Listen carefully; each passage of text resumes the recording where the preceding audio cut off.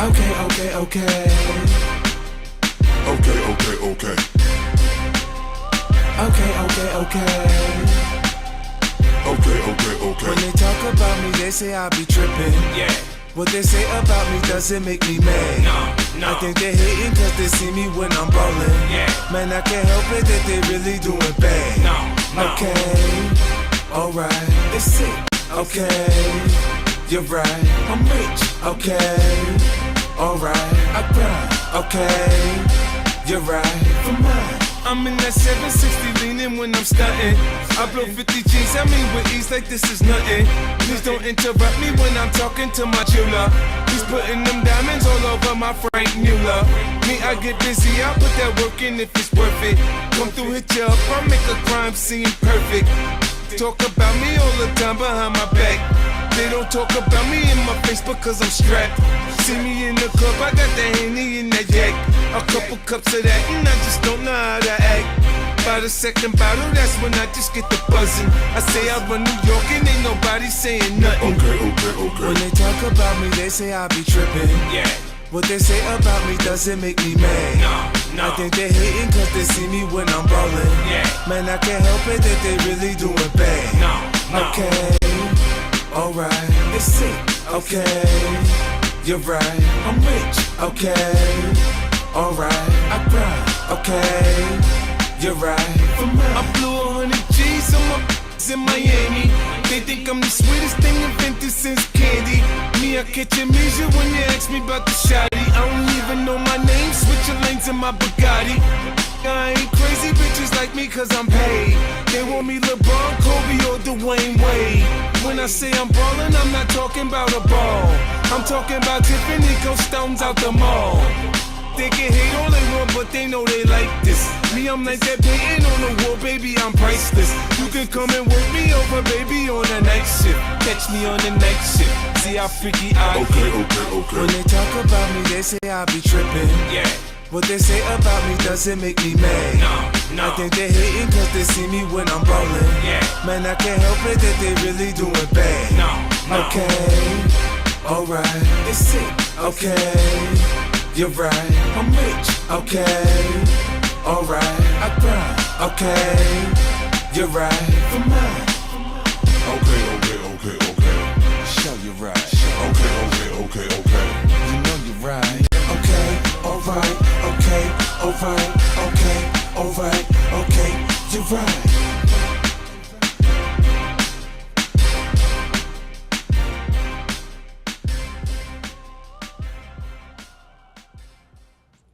What's good? Let's do a sound check. Who with me? That's crazy, Sea Breeze. I don't know if I should be proud of that or what. I do want to address something. Hold on one second. Can you guys see me? Are we okay? Am I good on sound? Let me know. Let me know if we good on sound today. Sea Breeze says, I learned so many new hood songs from Wyatt.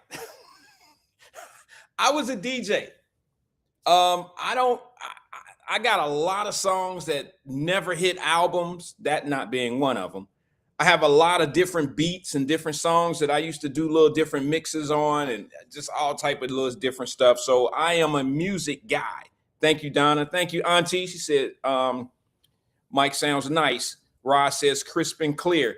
Rod set up, he tore the internet up yesterday making a phone call to the Wyatt Live show.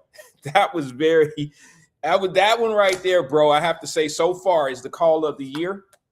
But that's probably one of the better calls that I've had on Wyatt Live when it came down to taking me out of my element and letting me have a little bit of fun instead of being so serious all the damn time. Rod's opened up the gate of me having some fun. I actually enjoyed that phone call yesterday. And you know what was cool about it is it came off like gangster. They was talking reckless, but man, I felt love there. I know they tripping with each other and this and that, but I don't really think it's no real problem. I don't think Ross said, damn, excuse me. Nah, bro, I'm serious. I think y'all that was good. I loved it. Hold on one second. Let me do something real fast. Let me get my lights right. Okay. All right. Sorry about that. Yeah, he blessed said that was golden. I loved it. I loved it. I love when callers. I want new callers. I want new callers. I mean, not that the old ones are bad. It's just, man, everybody know everybody.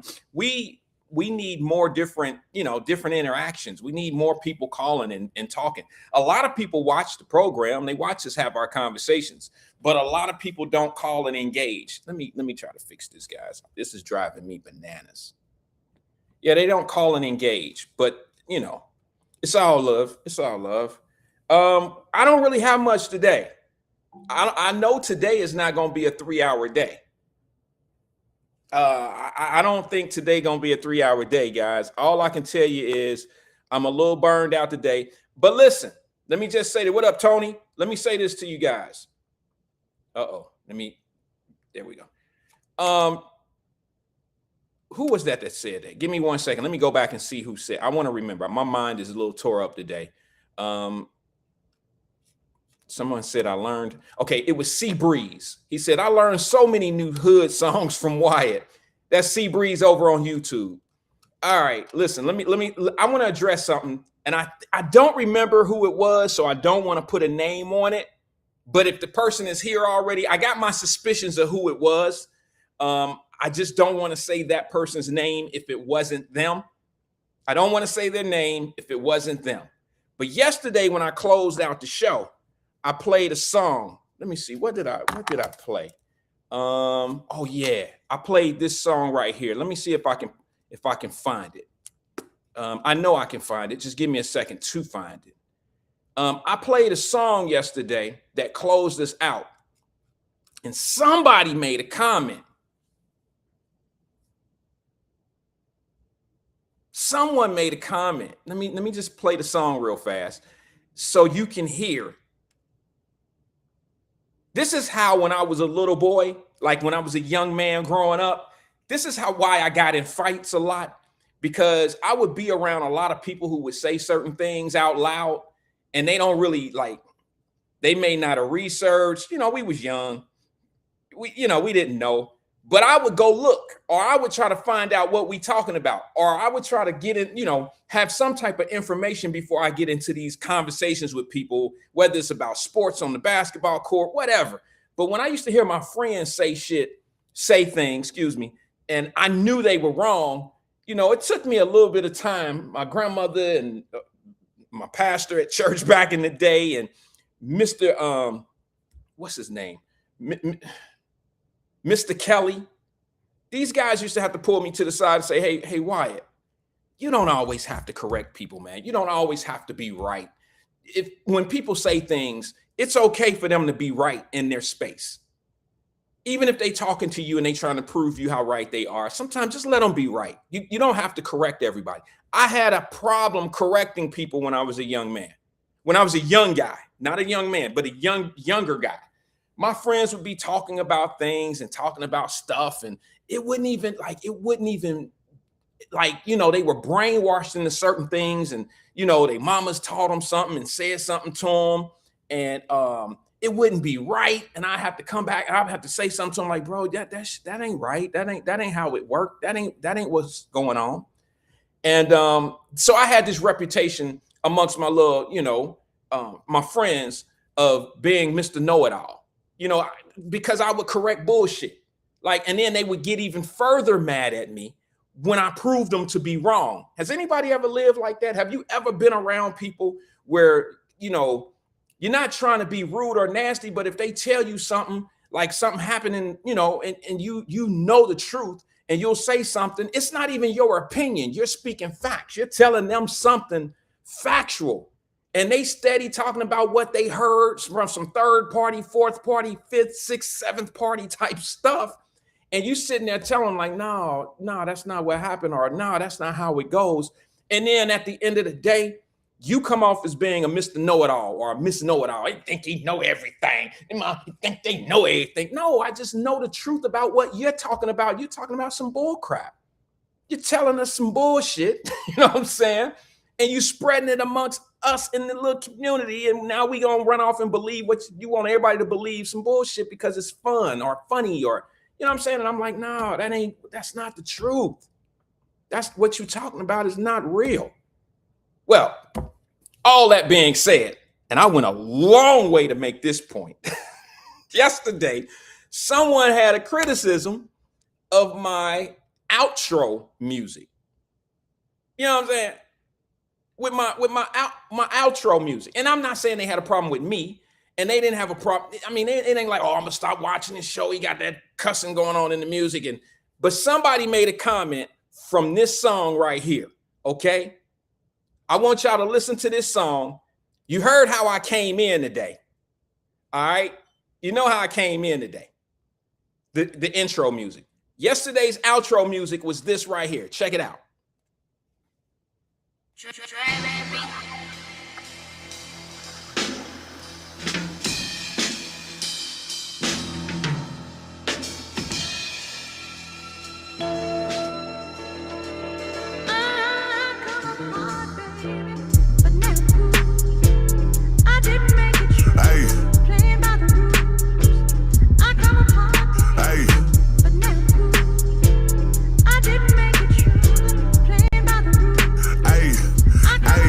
See these niggas be capping and lying, they really not like that. Nigga play like he won't get his life. Just hang with the killers and niggas in our black. Hell yeah, boy, we like that. Ayy, New Year, so we stacking for scat packs. Just hit a lick and pulled out from the Hellcat. Only smoke pressure, the best you can smell that. Turn the 2, 8, 2 or 3 with a scale at. Ayy, need bows, they gon' wrap it and mail that. Just put a 4 in the poppin' and fell back. Giving them trouble, they like where they help at. These niggas pussy, they twat, they big cat, big racks all on his head and they kidnap. Ayy, no cap, this shit here big facts, kicking in doors at the kickback, get back like run them pockets, let me get that. Ayy, 30 shots with 100 come with me. Wasn't proving no points, so we hit them with 60. Crib Street still screaming R.I.P. Nipsey. I come from the Grove, but the knife niggas with me. Ayy, 600, that shit kinda in me. I jumped off the porch to the block in the trench. I'm rocking designer, this Glock in my bitch. It's the bitch from the back, nigga buy some inches. 6 days and 6 nights, we was out on the mission. On the 7th, we seen them and caught them and flipped. Only right that we hit everybody that's with them. I been causing hell ever since I was little. I can make a bitch shit like I'm Dr. Doolittle. Don't reach for this chain, turn your ass to a noodle. Yeah, I missed the trouble, I thought that you knew.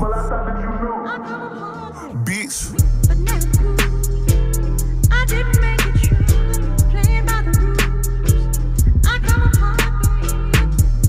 All right. Okay. It's Mr. Trouble by Big Plug X, right? I don't remember who it was. I do have my suspicions, but somebody made a comment. And somebody said, now this, I didn't take it personal. I just want to be that you think you know everything shit guy, okay? Somebody made a comment about that song because y'all know that that's a Marvin Gaye song that's been sampled, and Big X the Plug and his group sampled it. Somebody made a comment yesterday and said, well, Robin Thicke got sued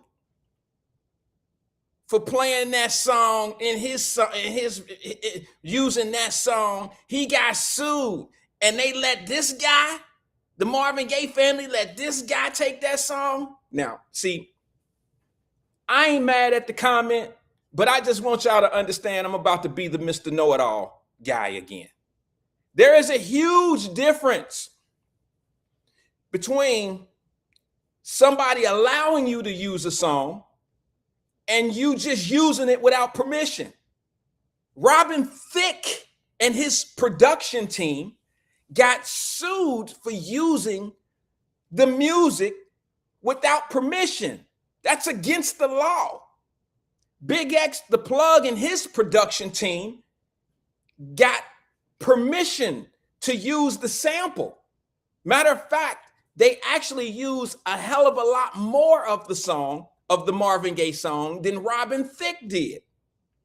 But yet somebody wants to say, oh, they let the rapper dude use that song and wouldn't let Robin Thicke use it.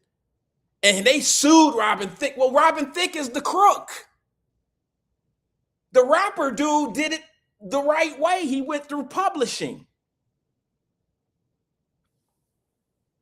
He got sued because he didn't have permission. Tony said, no, Robin Thicke used the whole song. Okay. He used the whole song, Tony, without permission.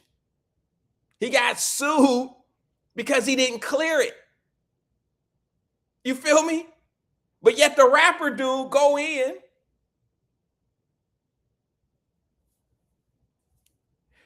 Sierra says they didn't use the music though. It was hardly even an interpolation. I thought they did. There were several cases with Robin Thicke on his sampling of people's music. He used Marvin Gaye. He used some of James Brown. He had multiple lawsuits, and it wasn't even the artist that was suing Robin Thicke. It was the music company. It was the record companies. They own the publishing.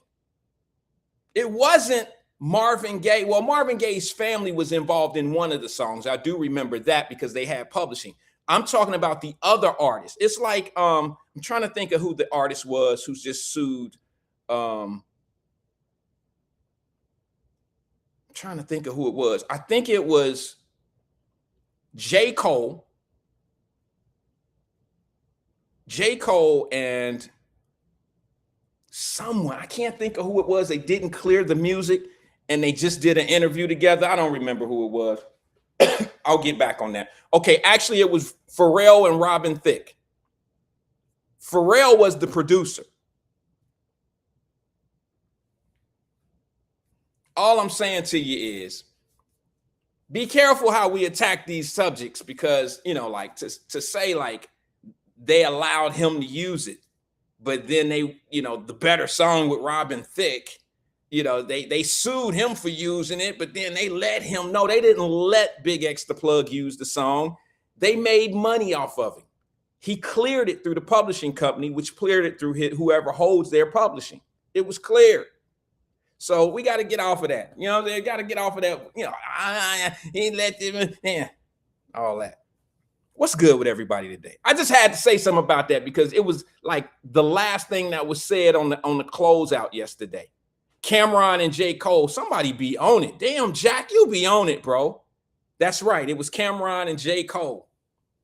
And they were getting into it. And here's the thing. Cameron said he didn't even sue J. Cole. He was like, man, that was the company.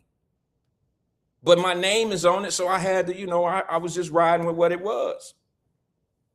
Yeah, the phone is on, I believe. Uh-oh, wait a minute. The phone is not on. My apologies. I was saving the energy from yesterday. I didn't have it on the charger. My apologies. The phone is, give it about 30 seconds. It's charged. It's going on right now. So I just wanted to put that on the table because I didn't think it was fair to say, not necessarily fair to say. I just wanted to give one of those, you know, I just wanted to give you a little bit of information. All right, the phone is up and running. Feel free to call in, whoever that was. Who said that? Twin said, Rand, Wyatt, is the phone on? Yes, it's on. Excuse me.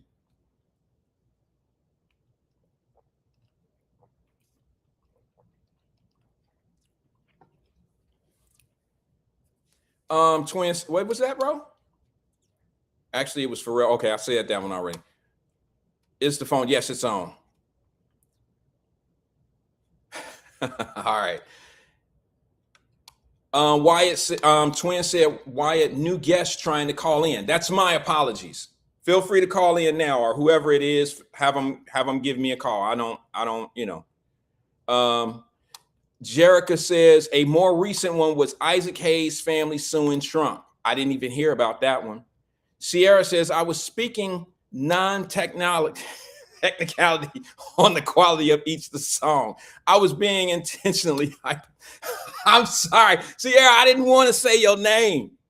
But I had suspicions that it was you. I just thought you was hating on the song a little bit. That's all. Don't get mad. I thought you was hating on Big X. They let Big X because he was saying, hey, and he said the N-word and he said a couple cuss words or so. But if you listen to the lyric, if you listen to what he's talking about, it's the realest shit ever. Just go back and listen to Mr. Trouble by Big X. Anybody that gets criticized by other people, by sideliners, they will appreciate that song. You understand what I'm saying? If you are used to being criticized by people that don't do nearly half of what you do in life, you will appreciate that song. Carolyn Smith. Oh, wait a minute. Mama Burge, what's good? She says, Twin, you ain't hold on, my bad. It's moving on me, y'all. She said, Twin, you ain't woke. Don't call in until you wake up. Laugh out loud. All right. Carolyn Smith says, oh, wait a minute. Hold on. Did I miss something? Okay, that was a text message coming through. Carolyn Smith says, now Twin producing the show. Twin been producing the show. Y'all didn't know that? Darren Chamberlain says, sampling and copyright lawsuits killed the original NY rap sound. The Biz Markie lawsuit was the end of NY rap. Yeah, you know, all that sampling. You know what the biggest sample, I don't know if I agree with that. I agree with what he said. I agree that it killed New York rap sound, but I think the largest lawsuit when it came to sampling, and I could be totally wrong because I wasn't into it like that. I think it was James Brown suing. What was the guy's name that played that sang "It Takes Two"? Not Pete Rock, but y'all know what it takes two to make things go right. You know, that's that guy. I think that one right there opened up the floodgates of publishing companies now going after points on their records. When James Brown and them hit, and James Brown really only had that one yell, that yell. That was what he opened up Pandora's box on their ass. And then all of the clearings had to come through. And yeah, you can rob base. Thank you, Darren. You could go back. I mean, there's no expiration date on going back and clearing, getting your publishing picked up off records that hit platinum status or gold status. Thank you, Stephen Speed, Rob Bass. James Brown, most sampled. In hip hop, he was, until Dr. Dre came. Dr. Dre, I'm going to tell you right now, Dr. Dre probably used more music. I mean, I don't think he ever had an original sound in his life. And Dr. Dre, to me, is one of the dopest sampling producers out there. Man, why is this so fuzzy buzzy like this? What is going on with my 10? I'm on 1080p. Let me just check my internet connect, bro. This is ridiculous. Guys, I might be out for a hot second. If I go out, I'm just checking. I'm changing my internet connection. Give me 2 ticks.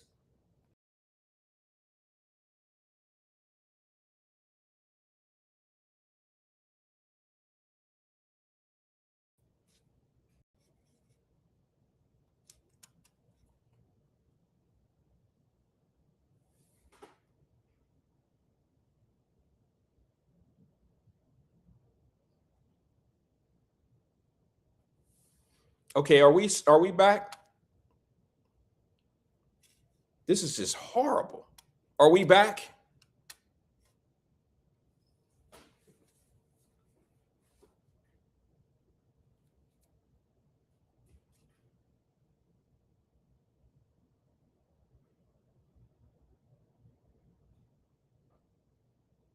Okay, I think we're back.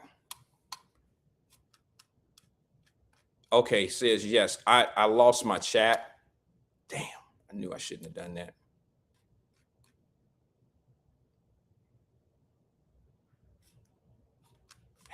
Damn, I lost my chat. Hold on 1 second, guys. I'm gonna pop. Okay, there we go. Says yep. It looks like I'm back on now. Sierra Brooks says Dr. Dre owe his success to Midwest Funk. He sure does. There were a few LA songs, Sierra, that he tore up and sampled and did some things. But yeah, Dre don't have an original sound in his body. But what he would do is he would make some of those older sounds. I mean, that California Love and all of that, man, Dre used to make them beats. He would bring them back to life for sure.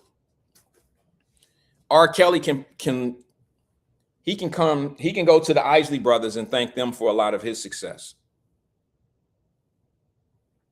Ross Freeman says Rob Bass was the wackest rapper ever.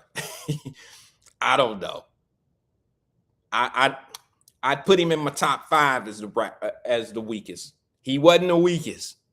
I don't know one weaker than Vanilla Ice.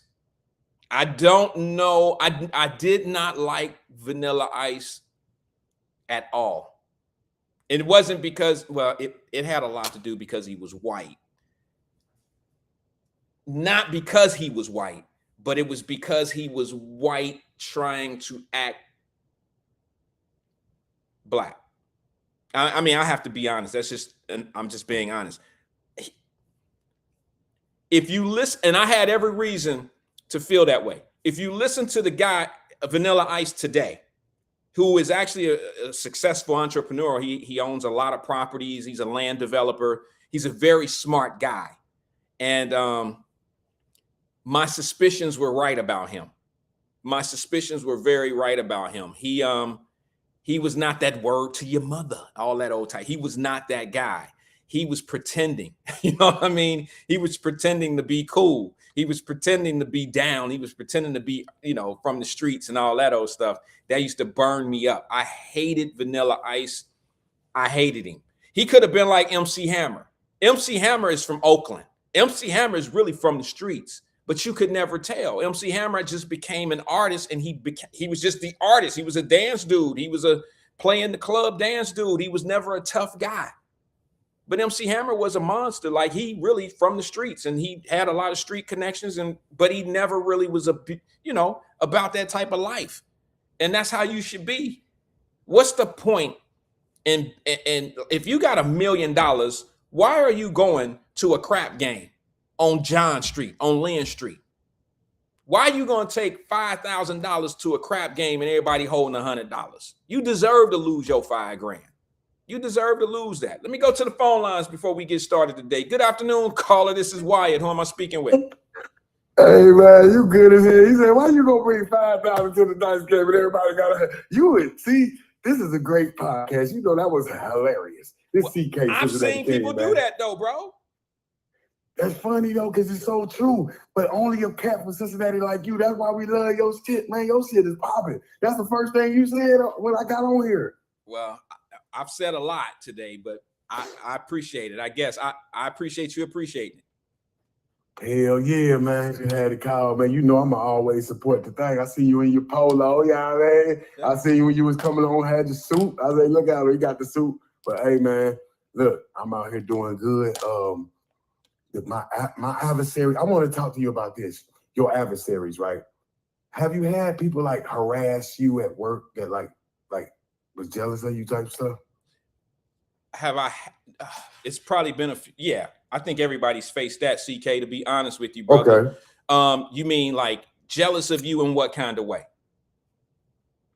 The bitch keep talking behind your back when and then you don't know the girl, even you might say hi and bye. Oh, it's a female jealous of you? She always got your name in her mouth. Oh, it's a female? Yeah. Oh, it's more to it than that, brother. It's more to it than that. But I be knocking them off. I be knocking them hoes off though. They don't be having no jobs no more when they come after me because I'm so calculated. Because I'm like, bitch, you don't do nothing. Because once you start snitching on me, I'm a better snitch. You feel me? I don't. So, yes. Okay. See these hoes that get behind your back and start talking. People. Yeah, Wyatt do this, Wyatt do that. Right? And then you be like, oh, why you just ain't tell me you wanted some of this? You feel me? So now you get them fired because once Wyatt target them, Wyatt is a better person all around, and you're a better worker. So it's easy to eliminate haters on the job because all they did was wake a sleeping giant up named Wyatt. Wyatt wasn't even thinking about him. But once you put pressure on Wyatt gonna eliminate you just for the security of his job. Your thoughts?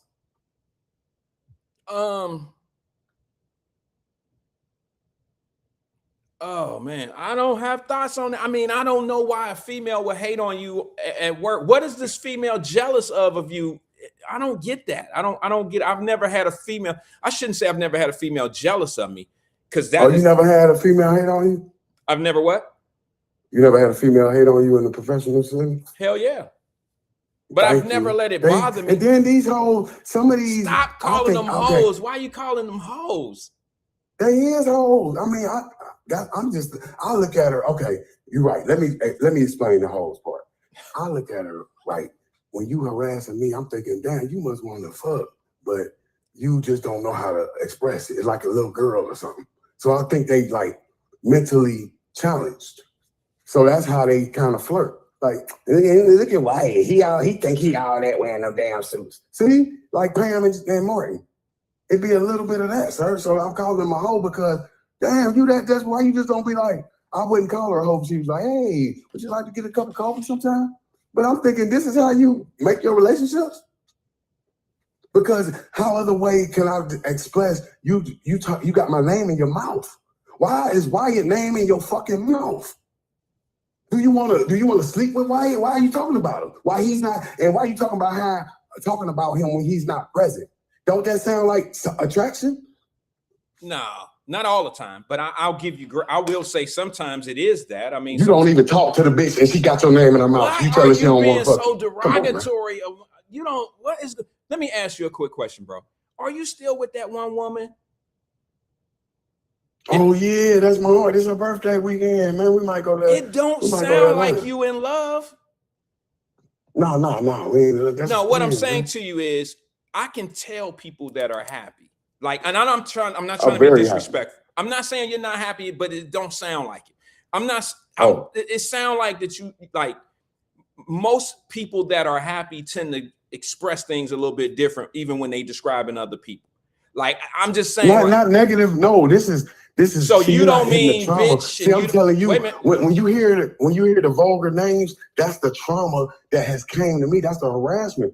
You got to remember, when somebody have been harassing you, you think very low of the person. You know this. You be like, you's a piece of crap. Like, that's like asking Cassie about Diddy. You think she gonna be her language probably gonna be bad? No, that's way different. Okay, wait a minute. That's so far different.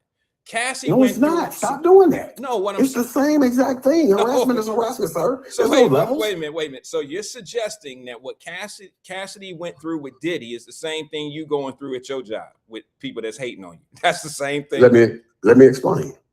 Please do. Harassment is harassment. Disrespect is disrespect. No, there's levels to it. If you, there's no reason to disrespect nobody at all. So if 1 ounce of disrespect is a million pounds of no, there's different levels of disrespect, bro. No, what the fuck is you disrespecting me for? That's what I'm saying. So let's get to that. And we ain't even got to that. So if I can't get to that, you ain't nothing to me. Because you ain't got you got to have something I did. What, did I knock your TV over in the house or something? What happened? So if you just hate on me for nothing, like these motherfuckers that be on your goddamn comment machine, that I ain't saying nothing to them, but let me say some shit to make me feel better about me. You know what I mean? So what the fuck is wrong with you? That's the thing. When people talk about me and make these little things, they are distracting from what they personally dealing with, sir.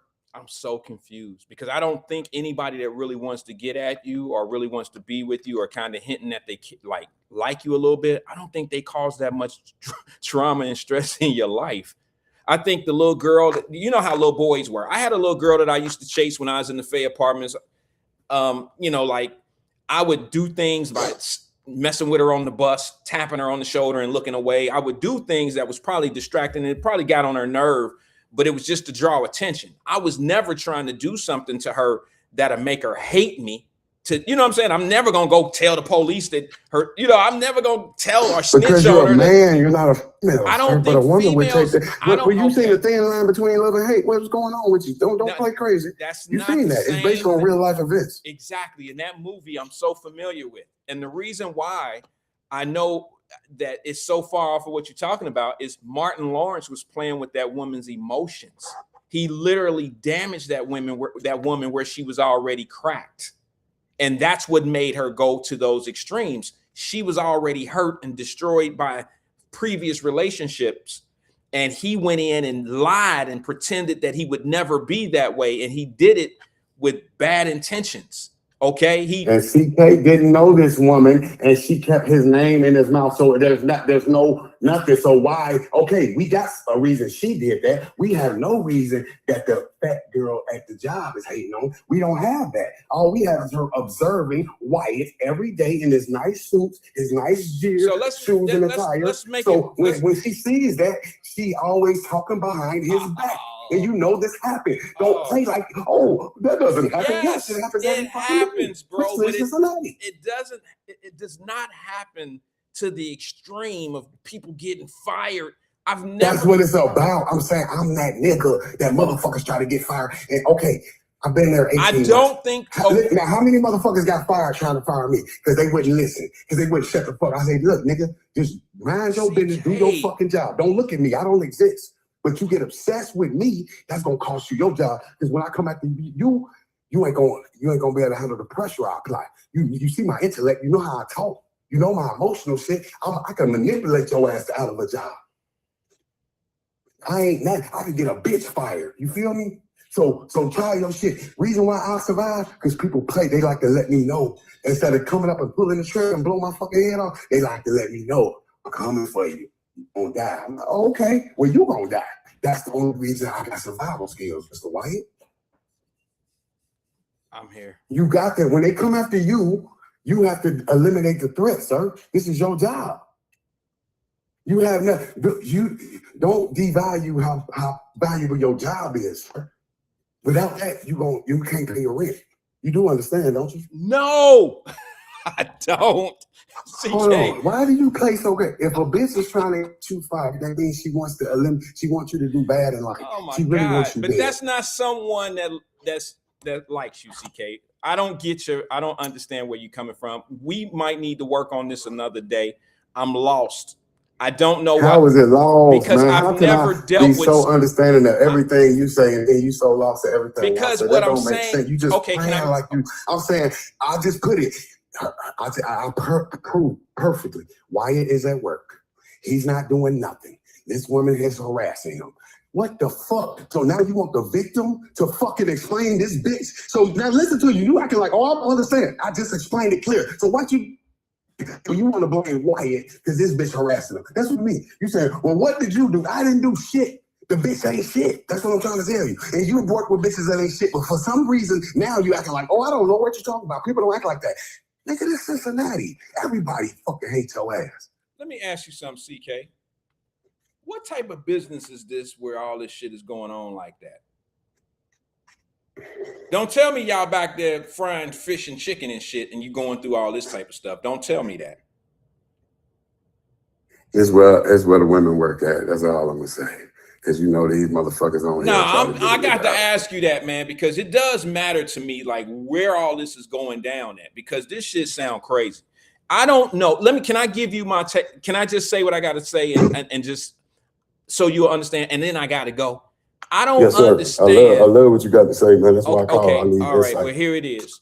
I don't understand. I've never been in the presence of people who hate me so much that they want to see me fall. And at the same time, I've never seen, I shouldn't have said it like that because I've been around people who want to see me fall. But what I'm saying. Nobody wants you dead. What about the niggas that robbed you? They ain't want you broke neither, huh? You in denial with your own self, sir. No, they didn't want me broke. They just wanted what I had in my pocket. If they wanted me broke, they would Thank you. No. If they wanted me broke, they would have tied me up and took me somewhere. That's how the streets work. All right. But it wasn't. And they should have got 20 to 25 years for robbing you with that gun. Don't you agree? Oh my God, bro. It wasn't that serious. I had 2 dime bags of weed, 5 dimes so in my what is pocket. it? But that's an armed robbery with a gun. Did they use a gun or not, sir? Yeah, it was something like that. So you are making excuses for fellas. So look at the person that got rid of. CK, how a person out selling weed gonna call the police and say I got robbed for my weed? I was selling dope. I was selling weed out here. I wanna press charges. How that sound, bro? That sounds crazy. Okay, as you hell. pick up the phone and you get 911. It happened anytime. Okay, let's play that 911 call real fast. You call me. I'm the 911 operator, and you call me and say that these dudes just stole your dope. And let me hear what you say. Okay, 911 operator, how may I help you? What's the trouble? Oh, yes, I'm right here on Liberty, right here at the CK Beauty Salon. I had these 2 guys. I was just me and my niece was going in the store, and these 2 guys just pulled up and robbed me. They put a gun out on me. Please send police, please. Hurry up, I'm scared. Okay, sir, calm down. Where are you? I'm right there at the CK Beauty Supply. Come on. Okay, you at the CK Beauty Supply. What did they take from you, sir? So they took my phone. I'm using the bus driver phone on Metro. They took my phone. I had $300. I just got paid. What did they steal from you, sir? What did they steal from you, sir? They took a phone, $300. I just got paid, man. I got my pay stub, officer. Okay. All right. Can you please? I know them too. I know it was Leroy and T-Mobile. All right. It was Leroy and T-Mobile. All right. That's how you get them. So they going to jail. I'm an eyewitness. How are they gonna beat that? What they gonna say? We stole weed from them. They took the evidence, sir. Now, do we got a conviction or not? You tell me, lawyer. No, you don't. Because Why we ain't got a conviction? number one, they didn't steal a cell phone. Okay. I lied. I'm saying, how do they know it? I called and said they just robbed me. Yeah, you see what you just said? I lied. That Right. generally But don't how work. can you prove the lie? Yeah, that usually don't work in a court of law. When you say I stole a cell phone, that's the easiest thing to trace to see where it is and who took it and where did it ping. Like, what cell phone did they steal of yours, sir? Number one, I didn't even have a cell phone. You're gonna get me caught up in the logistics and the details. Of course, because that's what they got. You don't think their attorney is gonna say, well, sir, what did they rob? What did they steal from you? They have a defense team. They're gonna say, these guys did what you're trying to say, they stole drugs from you. So you're a drug dealer? You never thought you never thought the questioning from the defense. You never thought that would come up, huh? See, that's why motherfuckers be in jail. You've been in the law. No, it don't take a brain surgeon to know these things, bro. You just got to think a few frames ahead. But hold on, but you can't be so one-sided because what I'm thinking is why the penitentiaries are full. But listen, what I'm saying. Let me make the point. You know, it's people in prison for robbing a nigga for weed and they lied. Don't act like a nigga ain't got robbed for drugs and called in. Nigga then broke in their house, stole pack, and they got them niggas for robbery. You saying just because a nigga rob a drug dealer, they ain't gonna get convicted for robbery. That's not true. No, that ain't what they You saying that's an ironclad case. If you rob a drug dealer, you're not gonna get convicted of robbery? You're not gonna go, nope. I don't know anybody sitting in penitentiary right now for the sole charge of robbing a drug dealer for his dope. I don't know one person. They'll go to jail for maybe for having a possession of a weapon or something of that nature, but no drug dealer is going to testify saying, yeah, he took a half a brick from me and he stole it from me. He owed me for that, but he armed robbed me. He put a gun in my face for my drugs that I planned on selling. You seen it on TV. You seen it on the internet. I gotta go, bro. And say that. I gotta go, CK. You might. Yeah, it's good, but just talk about that. You have seen, but I just bought some cocaine and he didn't give me my cocaine. He ran out. You done seen it, so you arguing against your own point. It ain't like it ain't cases. All right, you win. You win today. All right, bro. No, you won. You won. All right, bro. Let me go back to the phone lines. Good afternoon, caller. This is Wyatt. Who am I speaking with? It's Ron, man. Hey, Ron. Thank you. Somebody with some damn sense is calling. And I ain't gonna be long, man. Oh I'm my taking gosh. the dog for a ride. What's going on, but Ron? CK, you can't be trolling like that. Right. You know, and he know it's a whole bunch. The majority of your listeners are women. Yeah, you can't be trolling like that. You were trying to see what the fuck you can get away with. Yeah. And that's not right, man. Yeah, that's right. not right. You can come on here, you can clown all day long. Your wife can let you clown, man, and you can do that. And I ain't criticizing you for your clowning, but you gotta know that there and it's women on here, and you shouldn't troll like that. And you were trying to see what the fuck you can get away with, and that wasn't right, and it wasn't cute. Right, I agree. And that was ugly as hell. I agree with you, Ron. Thanks for setting that record straight. Thank you, brother. I appreciate 100. You. That was it. That's all. Yeah, I said I'm taking the dog for a ride, man. She gonna start if you say something wrong, she gonna start barking. Oh, you got the dog with you. Yeah. And all what right. you think? You think I was taking the person for a ride? Ron, I don't know how you living, brother. You might have a woman or two, or you might have somebody in your life that's special that you riding around driving. You never know. No. Shit. But no. And it's me and my dog. You and your dog. That's what it is. I'm not mad at you. I got a dog too, bro. That dog is special to me. But I got my space with my dog. We do our certain things. You know what I mean? And it's just, a dog don't talk back, and they always love you no matter what's going on in your life. You know what I'm saying? They always there when no one else will be. Yeah, that's what it is. That's what it is. All right. All right, so, Ron. like I said, I was just trying to, call in and chime in on that. I'm going to talk to you. Appreciate you, Ron. Thanks for calling in, brother. All right. All right, man. 100. Ron always ended with, all right, 100. Jerica said he can only say, wait a minute, hold on. Let me go back to that. Because, come on. Like, this is the type of other little side shit be tripping me out. Like, he can only say what I allow him to say, meaning CK. Like, I didn't say anything to him. Like, why they got to be this? Why they got to be that? One thing I'm not going to do is I'm not going to tell a grown man what he can and what he can't say. I'm not going to tell a grown woman what they can and what they cannot say. But I don't agree, because I hear what they say don't mean I agree with it. But sometimes you just got to let people do they self in. I know some of y'all say y'all love Fame. Fame come in here and say some of the most reckless shit about women.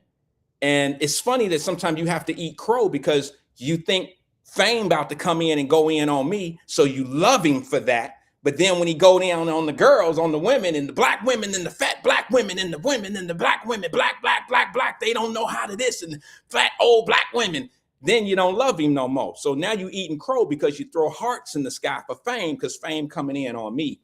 But then when he turn around and say something about women, now you got to reverse your thought. You got to reverse all that shit. But I get it. It's never about what I'm talking about. It's always about me. All good. Anyway, let's move on. One of the things that I missed yesterday, I didn't talk about the money. Remember I told you, well, let's have a money conversation on the next day. And I think something happened. What was that, Roz? Don't worry about it. I think something happened, and I got a couple different phone calls, and it changed up a little bit. And we lost some people because, we was having a conversation of what was going on, and you know what I'm saying? And that happens when you're doing a live show. Let me just explain something to you guys. This is a live show, obviously. It's very hard to have a topic and to stick with it. Show me a show that actually does that. When you have live callers calling in, when you have people that may have difference of opinions, or they heard something somewhere else, they're doing something somewhere else. You know what I'm saying? It's always hard to stick to the script or y'all know CK throw curveballs all the time. If somebody call in and talk about something that's opposite of what we're talking about, I usually address it. I've never told someone, hey, you calling in, but we're not talking about that right now. We're not talking about that right now. I don't do that. I let people call it. Like right now, if somebody wanted to call in and talk about something, I would address it. Now, if it's something that I don't know anything about, I'm going to make it very clear. I'm going to say, well, I don't know much about that. I haven't heard anything about that story, so I'm limited. But based on what I've heard so far, my opinion kind of sways this way. You feel me? That I'll do that. But I ain't never going to stop nobody. I'm not stopping anybody for saying what they say and how they feel about how they feel.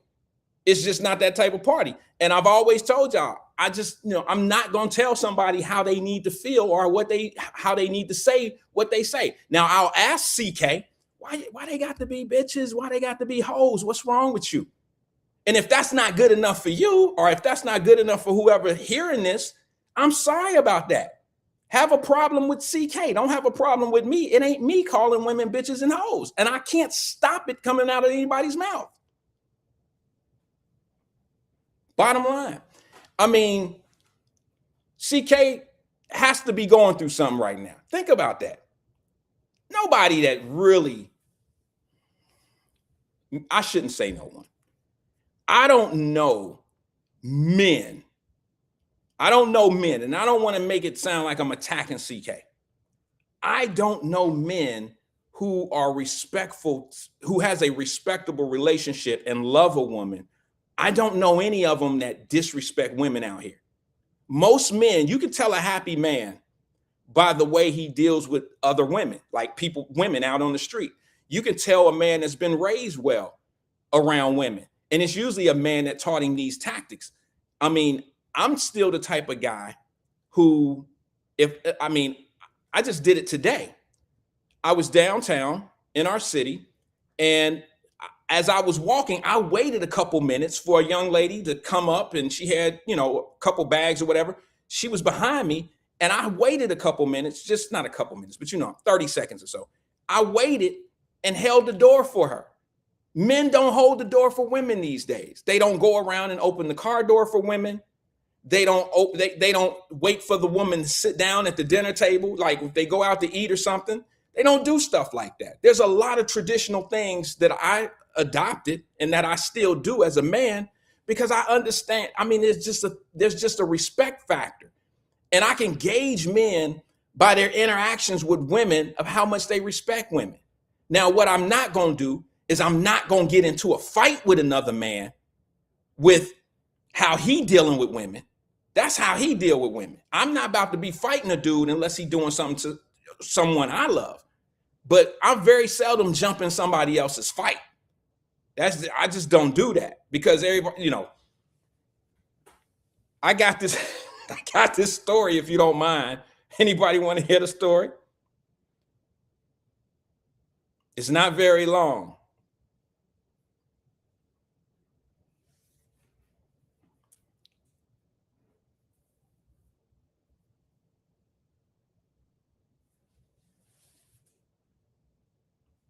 I got a buddy. All right. Jenny said, yes, men still do hold doors open for women.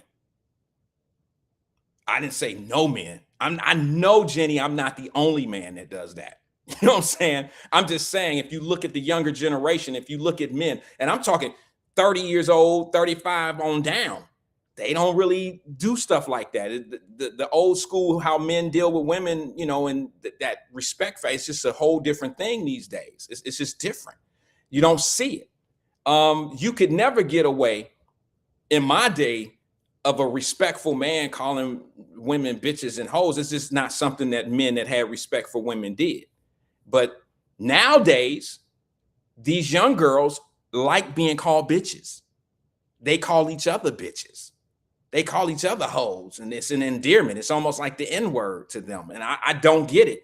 And so it don't even hurt them, or it don't hit as hard when a man say that to them. They think that it's like some type of like a badge of honor. They think that it's something sweet. Like they think it give them strength, or they being a bitch is something cool. I don't know.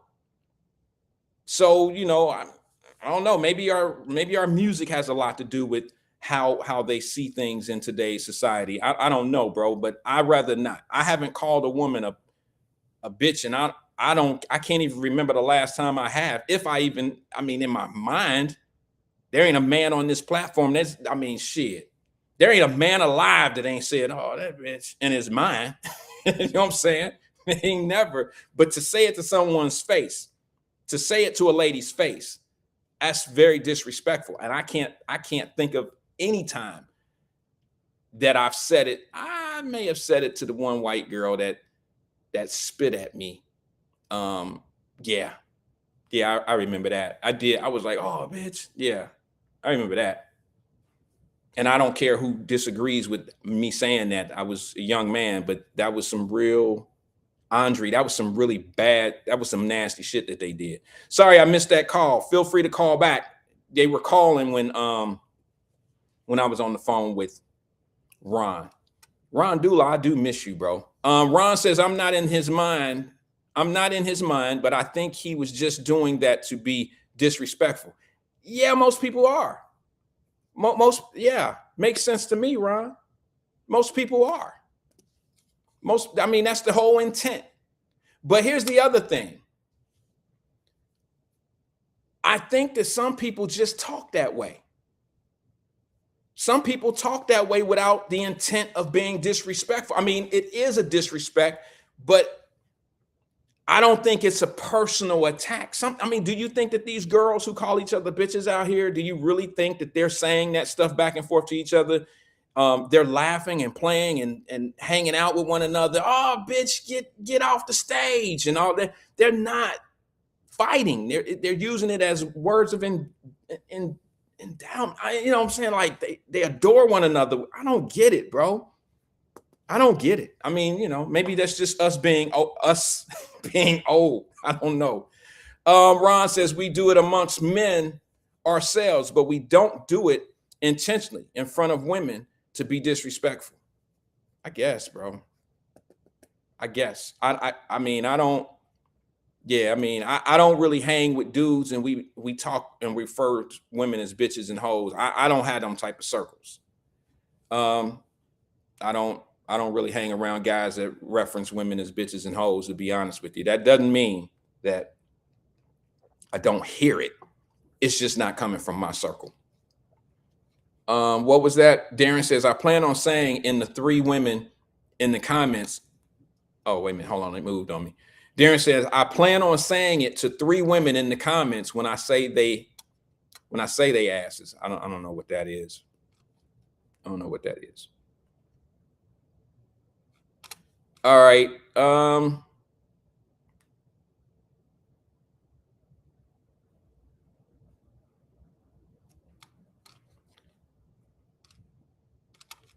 Darren said, I'm known as a wolf, so calling a woman a bee to her face is only meaning woman. I don't see. There you go. Keep talking, Darren. Keep talking, Fame. Keep talking. I love it. They love you. They love you. All right. So I missed something yesterday. All right. Let me read this last one. Ron Douglas, since he called in. Vicky Hamilton says some women call men BS N-words. Yeah, I don't agree with that either.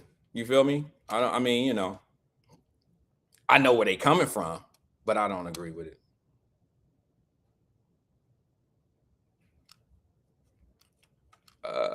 All right, so Ron, I'm gonna read your last comment here, bro, because you called in and you gave us a little bit of energy. So I'm gonna see what you're talking about here. He said, did not do it, but I know Mama Birch and others are in here, and you ain't never heard me use B or I guess hoe, and I cuss all the time. Yeah, you do. You do. It's all good. All right, so look, let me just say something about yesterday, what I missed. I'm through with the talking about the B's and the H's and all that. Yesterday, I missed something. I was supposed to talk about money. Is there a question in there? Can someone put a question up? Did you want to know something specifically? Some people were asking me in the DM, and we were talking in the Wyatt Live group about some things that we can get into. And I'd like to maybe, I don't know how many people have disposable income right now because things are expensive. Things are high. Okay. But if you have some disposable income right now, if you have some I don't know, if you have some risk money, if you have some investment money and don't need a return right away, one of the things that I've recently done is I get into petroleum. And I think right now, based on what I'm seeing in this Iran war, it's not really a war, it's kind of a disposition type of a thing. What I see in this is I don't think that war, I'm calling it a war because it's said to be a war. I don't think that war is playing a part on our gas prices. I think that the petroleum companies are taking advantage of what's going on right now. You understand what I'm saying? I don't think that straight plays a part in gas pricing for the United States of America. They're getting anywhere from 10 to 12% of their gas and oil, the oil coming through that strait. That's not a major, that's not a major, you know, that just should not affect us to the point where gas is up up to $100 a barrel. It shouldn't, or a little bit over. It shouldn't affect us like that. So what I'm reading into this is this, and I want you guys to know. What I'm reading into is this. I think the petroleum companies are aligning themselves up to hit the biggest home run that they've hit in decades. Because what happens is, what I think strategically is happening is, if you force that straight to be what it is in negotiations where they are right now, if you force it to run low on oil, China and a few other of our adversaries are going to have to buy oil from America. And that is going to enrich the oil companies of America. I just don't see it any other way. I can't explain to anyone on this platform, I couldn't explain it to anybody, why gas is more expensive right now than it has been in the last year. Because when you look at how the oil that's coming through the strait up there, that's not really our oil. That shouldn't affect gas pricing in the United States of America by far. So the only thing that I can see here is price gouging from the petroleum companies, and the fact that they're setting up to be in position to be able to service the world for oil. That's my take on it. So what does that tell me? It tells me to invest in oil companies, to invest in, to take a position now, why stocks are, when stocks are struggling, that's when I buy. I don't, of course, two things can be true at the same time. You can run over here and say, well, I'm losing money on my gains. I'm on my stocks. I'm not gaining anything. I'm losing money. I don't look at it like that. I go to the left and I say, these things are down, 15%, 20%. And I'm seeing them gradually go down 3%, 2%, 3% per day. Maybe by next Wednesday, I'm forecasting, maybe by next Wednesday, it'll be a quarter down, 25% down, and then I'll take position right then and there. So I'm looking for the long play. I'm looking for the long play. So how do I get in at a set number at $23 a share? You know what I'm saying? So in the next 2 years, it'll split. I mean, that's just how I see things. I don't see things as a loss. I see the losses being a gain by actually being able to purchase, why things are down. And petroleum companies, shares of stock, when the price of oil is high, the stocks go down. You see what I'm saying? It's a reverse. For me, it's a reverse buy. Instead of me saying, okay, I paid $70 to fill my car up. No, I look at it like this, man, I paid $70 and I got 3 shares of such and such, whatever it may be, whatever you feel comfortable at, whether it's Shell, BP, whatever petroleum company you decide to get into. I don't look at it from the cynical side. I look at it like, well, wait a minute, this just doesn't make sense to me. So if it doesn't make sense, I have to find where is the, okay, what makes better sense? What makes more sense? You know what I'm saying? And hold on, let me get to the phone line. Good afternoon, caller. This is Wyatt. Who am I speaking with? Hey, what's up, Wyatt? Twin, what's good, bro? How you doing? Yeah, I don't want to, vent heavy on here today. I had my buddy Ike Taylor calling in, one of the founders, co-founders of the Gangster Disciple now, which is growth development. He was just gonna call and get his input about life and what's the next prospect of expecting of growth development, the movement of within Chicago and other places he's aiming at. That's all, but the lines went up in first, and plus CK took his spot with that nonsense he called in, what pisses me the fuck off, man. Yeah, my bad on that. Cause no, it's cool. We clown sometimes, but sometimes, gotta put away our foolish ways for a minute. Cause I really want him to express himself. And you said new callers, whatever, cause I got a list of new people to, just talk about, life and what's, how to build in different people. I got a lineup, man, to call your show. It ain't just I'm recruiting or something, it's people get tired of, listening to us or whatever, me calling in, whatever, but I want to bring some fire to the podcast or whatever. Couple of questions I want to ask you, Wyatt. Okay. Before I go. You got a pen with you, a pencil? Sure. Or any papers? I got Okay. one right here. I want to know, I'm gonna need to write these questions down. in case you forget. Okay. In case you forget. Okay. I want to know, while you in Florida now, what made you not, even though you got like, you in 42 cities, your business, why you didn't just come back home to Cincinnati? What made you just want to stay in Florida? My second one is, you put in a chat about Killer Mike and Dr. Hope, I think. Yeah, Brian Hope. John Hope. And what he said, Killer Mike, was it his ego that got in the way, or he wanted to start off just by himself and cut the middleman out, or he just made a mistake not partnering with nobody? So that was my second question right there. Okay. Let me how many questions you got? How many questions you got? Just two. I had one more, but I forgot, man. It was so many. It was so much in that chat. I should have wrote it down, but I'm on daddy duty. Yeah. It was two of my, but it was like 3 or 4 more. And he threw me off my square CK because I really wanted Ike to call in, man. And he threw me off, and I really wanted him to call in to, just express himself. Just messed me all up or whatever CK was on, man. It just threw me off. Okay. But I'll come up with something. I mean, well, I'll tell you what I'll do. Why don't I answer these 2 questions, and maybe while I'm doing that, you'll think of the third one that you had.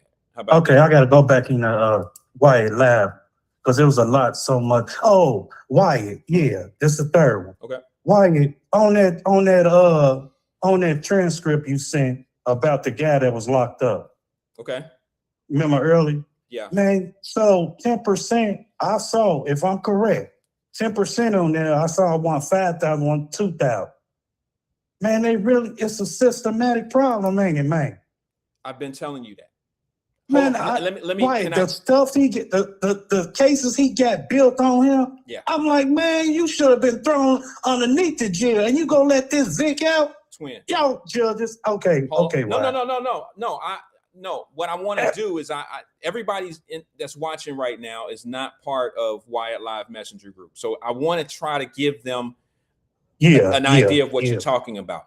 I posted something that was on Facebook from a group. I believe it was called Signal 99.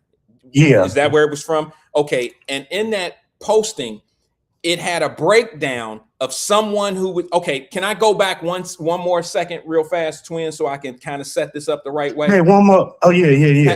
One more thing. Have you been watching this? Go ahead. What you say, why? Have you been watching the show all week? Yeah. Okay. Show? So on Monday, do you remember me? Do you remember, or does everybody or anybody, do you guys remember me telling y'all that I got a phone call from my agent? And I said it's going to be a rough week in the streets in Cincinnati, so get ready. Yeah. Do y'all know why I said that? Because of what I posted in the Wyatt Live Messenger group today. They're already going in on the judge that's on the bench right now for letting guns walk out of letting people go. And Signal 99 actually posted it. Not what I'm talking about. They don't even watch this. They don't know what I'm talking about over here. But what I told y'all on Monday is, whoa, I got a phone call. Get ready. It's going to be a lot. Do you remember me saying that on Monday, Twin? Yeah. That was before any of this stuff is even being talked about right now, what we're about to talk about. Any of it. I said, y'all be ready. And that's what I've been talking about for years. And that's what I was talking about when I brought up Chief Fiji. That's what I was asking her about 2 years ago when I had that interview with her. I'm like, when are y'all going to address this problem right here? And she wouldn't talk about it. See what I'm saying? So what I'm saying to you guys is this. What Twin is talking about is something that's posted in Wyatt Live Messenger group, and it's receipts. It's young men with violent contacts out here in the streets, gun charges, and judges are giving them OR bonds to just go right back out in the streets. That's crazy. I've seen that. Did you not see that? Oh my God. Did you see the paperwork? One more, Wyatt. Go ahead. One more before I close. There's 3 questions you gotta tune in to. Hey, Wyatt, do you think Why do you think who you think should hire as a city? Who you think that the man? Let me say this. Who you think should do the hiring of the chief police and the fire chief? Who do you think should do the hiring? I'm gonna hang up and listen to all the 4 questions I asked. Okay. All right. Okay. All right, brother. I appreciate you. Okay. Let me write that one down. Who should hire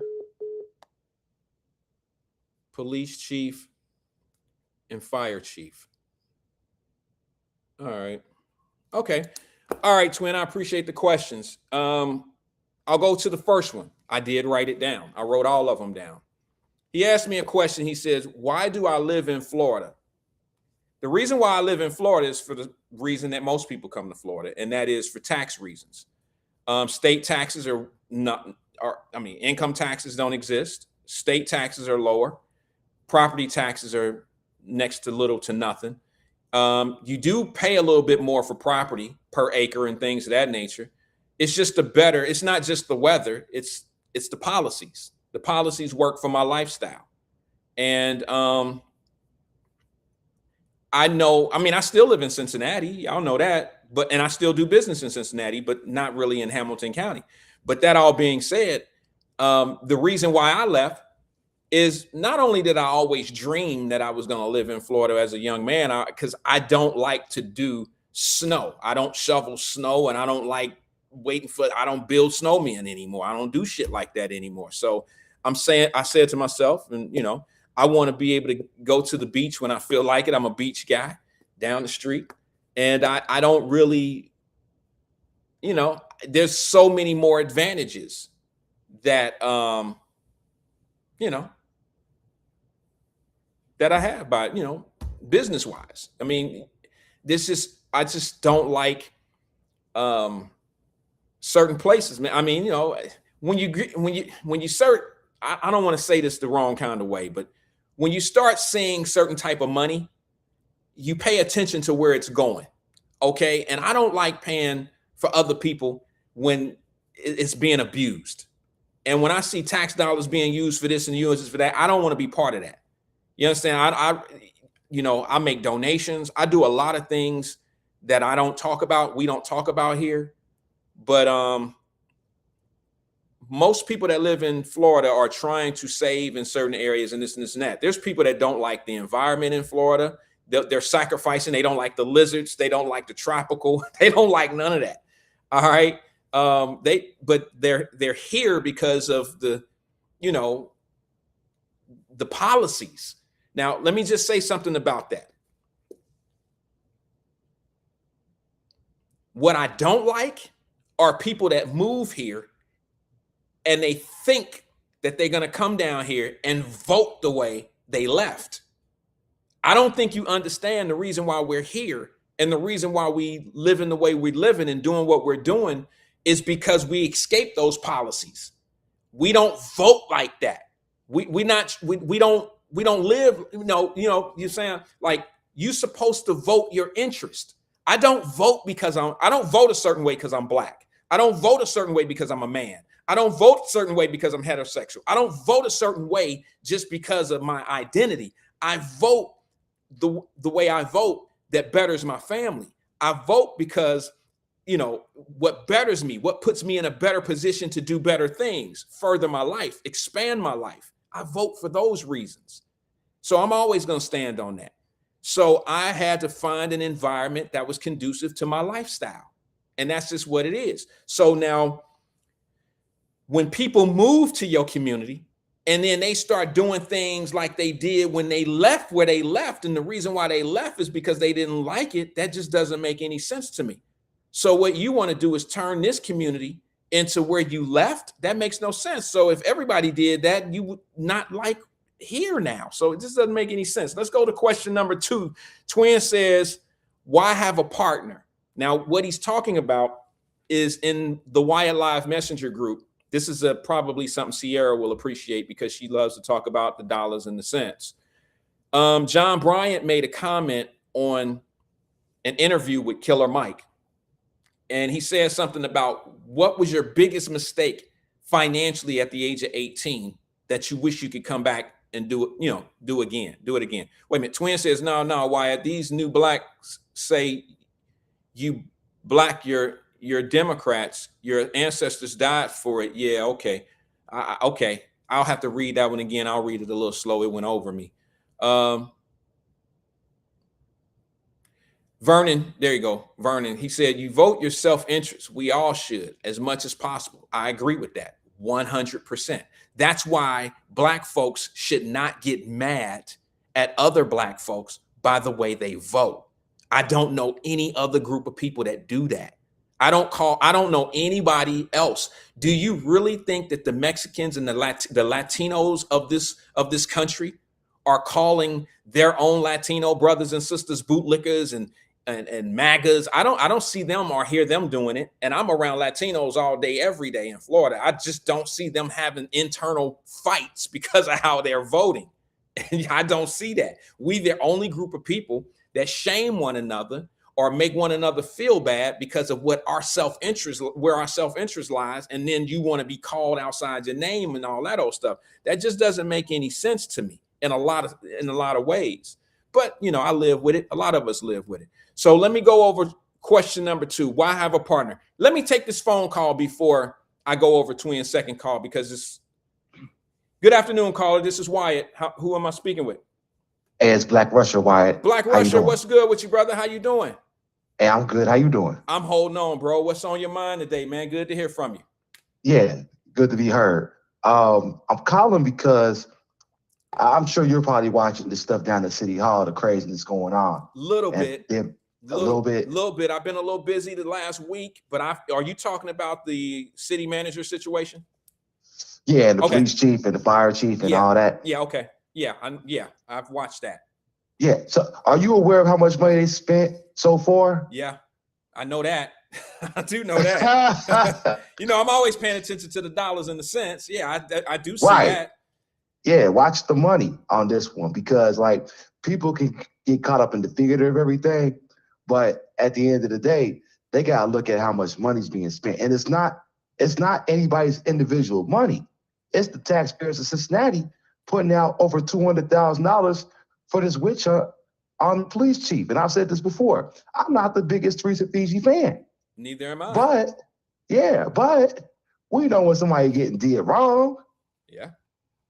It's like you fire somebody. You ever fire somebody, and then try to find a reason to fire them after you fired them? Or did you have the reason lined up already? I've never done anything like that personally, but I've seen it done before, and I've seen major lawsuits settled for that reason, because they've done that. They've, they fired them without cause or just cause or whatever, and then they end up getting sued because it was a dumbass reason. Now, I know if you're an at-will worker, you can be fired because you wore blue socks to work one day, but it still has to make sense. It's still, you can't just fire somebody just because you feel like it. Yeah, well, here's the charter. I don't think people are aware of how it's written. So when it comes to the police chief and the fire chief specifically, when they are hired, they are at will for only 6 months. So they have a period of time where they are considered at will. So if DG or Washington wore blue socks to work instead of black, they could have been fired in the first 6 months if they did that. Okay. So it's written that way. Yeah, it's written. Okay. It's written that they are at will for the first 6 months of their employment. Okay. Once you hit the 6 month period, it goes from at will to just cause. Okay. And so now we have a scenario where we're looking at Washington, the chief. He's already been through federal litigation. He's about to get a bag because he'll beat every motion that the city's put out. Right. Of course, Fiji has been around since AFTA has been around. So she's way past the at will point. She's at the just cause point. Okay. So they put her on leave, and they for the last 6 months, they've been trying to fish to find something to fire her for. And that's cost money. So it's just like, we got to look at the city manager as being somewhat incompetent in the sense that you don't fire anybody unless you got a reason to fire them if it's a just cause situation rather than an at-will situation. So why don't they just tell the truth? I'm sorry. My bad. No, I was going to say, why don't they just say we're firing you because we don't think that you have the ability to control the Cincinnati Police Department and the crime that's been going on? We just feel like that we need new leadership to be able to control the crime rate. I mean, why won't they just say that? Well, that's the thing. Is that a reason for just cause? Well, I can Now give you an idea why they may not say that. Because So, during go ahead. election, they were convincing the public that the crime was not high and we had everything under control, and that people are just politicizing the crime in Cincinnati, and it's not that bad, and it's not this, and they were downing what was really going on, so they can't come back and say we're firing you for the things that we lied about. You know what I'm saying? That's what it sounds like to me. I mean, for me, I would say I'm firing you because shit is bad out here and you can't control the police department and the morale is down and blah, blah, blah, blah, blah. That would be my reasoning. But they can't say that because they go on radio and tell you there's no gangs in Cincinnati and crime is not bad. Matter of fact, crime is down. It would be exposing the lie that they told to the people in the beginning. Remember that? Absolutely. Remember during the time when all this was going down, they asked about the police chief to the mayor and to other folks. And everybody said that got on the record that they had full confidence in this police chief. Yeah. Okay. Well, let me read this right here. Sierra said it would have been better to fire her after the brawl. She only had 3 officers downtown at the time of the brawl. You know what? I don't think that that's true. And I'm not saying, Sierra, I'm not suggesting that you're intentionally deceiving us or lying. I think that there may have been 3 officers in the vicinity. It's impossible. Well, yeah. Sierra's partially right. There were 3 officers at the time. They had multiple officers down there, but as the time got late, 2, 3 in the morning, they started letting officers off. So like at the time when all this went down with the ball and everything, there were only 3 officers assigned to the area during that time frame. It wasn't like that all night. Right. Just at that particular time, they whittled the shift down to 3. Right. And that makes sense. That makes sense. Yeah. And as a later it gets, you start letting people off, you get into overtime issues, you start trying to manage the labor. Right. And at 3, 4 in the morning, you might, as an executive, you might not think that you need as much coverage as you need at 3, 4 in the morning. Right. So I agree. Is that just cause? Just because it was the festival going on, or because she let people off? Like that's what I'm saying. I'm stuck on the just cause part. Like, give me the reason that you're firing her. Right. Well, even if what Sierra is saying, because I mean, I understand where she's coming from, but that's not enough to fire someone. You do understand that. So even if she only had 3 officers in that vicinity of during downtown, that time, because she had more during the entire night, during the concert and everything, they were everywhere. You went from 25 officers in the surrounding area down to 15 officers, which gave you 3 in certain corridors. You see what I'm saying? That's not enough. That's not enough to get people to get her fired. But I'm not the city manager, nor it's not my gauge. You're not gauging it on how I feel. But I'm just saying, I think there was a buildup of a lot of stuff that we were never told, or what we were told was not actually happening. And I think, it all boiled over and it made the chief look bad. But I honestly, I told y'all a long time ago, Black Russia, I'm not a fan of the chief. I don't hate her, but I certainly don't agree with the railroading that's going on with her. And I'm living by that because of what I said in that interview with her. Why aren't y'all having these type of conversations amongst City Council, Cincinnati Police, and the judges? Okay, I brought that to her attention, and she was willing to answer all questions until it got to that question right there, which I understood. Once I understood that she was not going to go there with it, I said she can't talk about that. She don't want to have those type of conversations, mainly because I'm gonna tell you how this, and you can have the floor. She knew that was a real problem, and she couldn't address it because she knew that that's the key to the problem. We can solve this problem if I do what he suggests. I'm not saying that I created, I didn't solve the problem. She already knew that. Okay, I just happened to hit a nerve. I hit something that they already know where the problem truly is, but these folks, your leadership, don't want to address it. This week, Monday, on this show, Black Russia, I told people it's gonna be a rough week this week. Get ready. Them streets it's gonna be tough out here this week. You know why I said that, don't you? No, enlighten me. Because there's a judge that's on the bench. Who's on the bench this week? Well, I'd rather not say the name. Okay, all right, I can look at those. For the exposure. I'd rather not say the name. But I will say this, not one day, it was one day later that Signal 99, who posts things on social media all the time, Signal 99 has now put something out and they provided receipts showing gunplay out here on the streets. And this particular judge gave him an OR bond.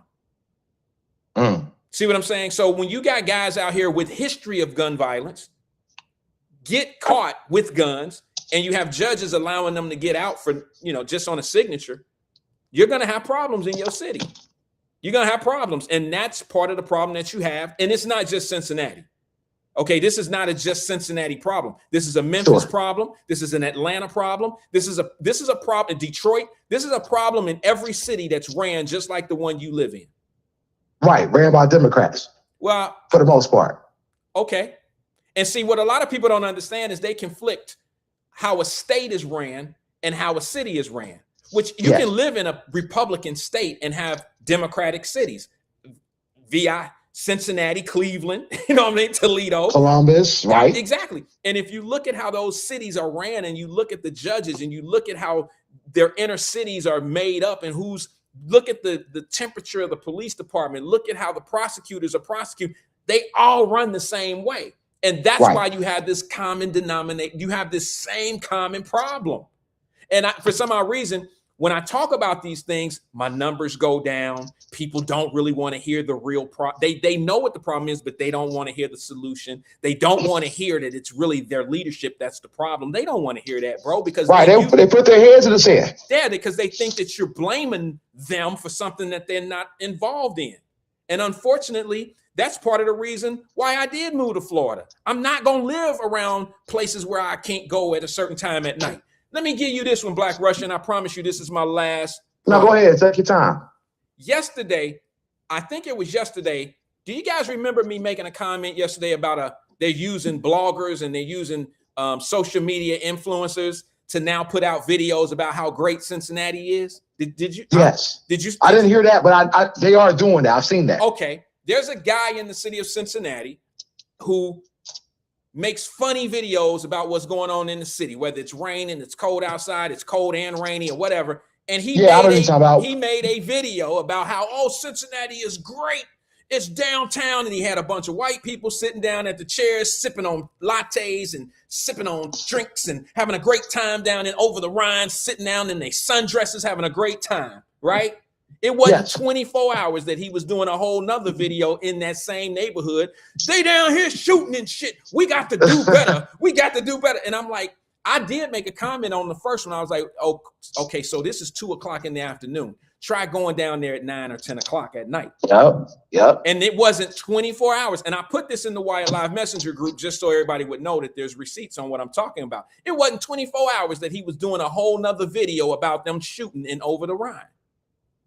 So, I mean, this is the type of stuff I'm talking about, bro. Like, you got too many people that got to be relevant and don't really want to have a conversation about the real problem. They'll have a conversation about it, but they don't want to address why it is the way it is. They'll say these kids need something to do. Meanwhile, you could say, okay, I agree with that. I'll give 100 kids a season pass to Kings Island. And you know what? The next thing you know, Kings Island will be having some fucking problems up there because them 100 right, you basically police be out there. Exactly, because it's not about the kids need something to do. It's you need to fix your parenting so these kids won't be the way that they are. That's the bottom line. And you need your judicial system to function properly. You cannot allow guys with guns who play with guns to stay out here playing with guns, releasing them and thinking you serving the public. Because here's the thing, I'll say this, and I know judges are really not going to like this, but I'll say it because I love my people. The same judges, and I've said this before, that allow these guys to get out for little or nothing don't live in the communities that these guys going to get out and live in, where these guys lay their head and lay their guns and lay their pistols and lay their bullets and lay the fireworks that they putting out here in them streets. None of these judges live around them corners.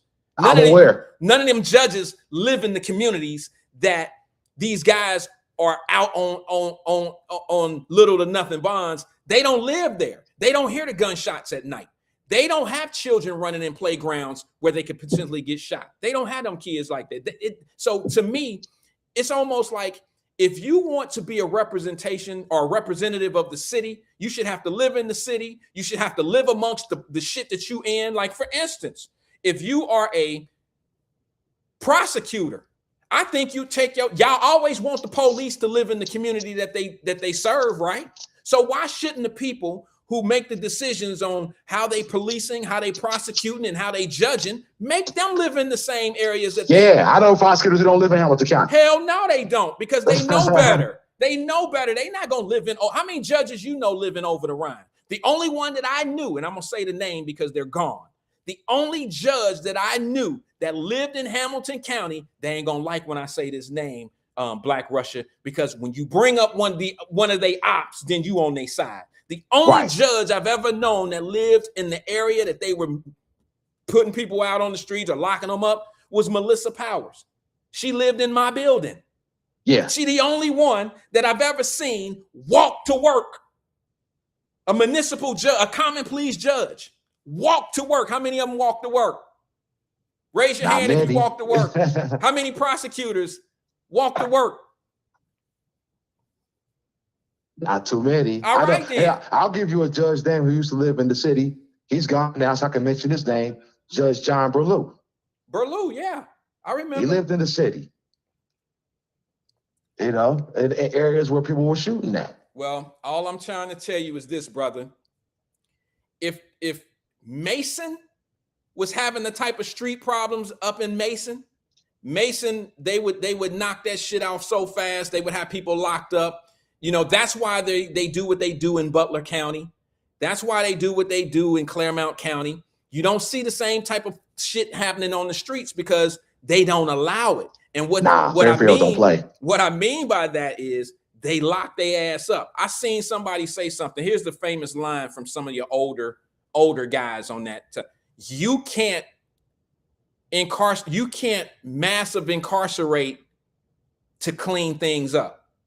I mean, to me, I hear a lot of people that are very prominent in the communities who say things like, you can't lock everybody up. That don't cure crime. I mean, to me, that's like saying you can't stop sexual transmitted diseases by making people stop having sex.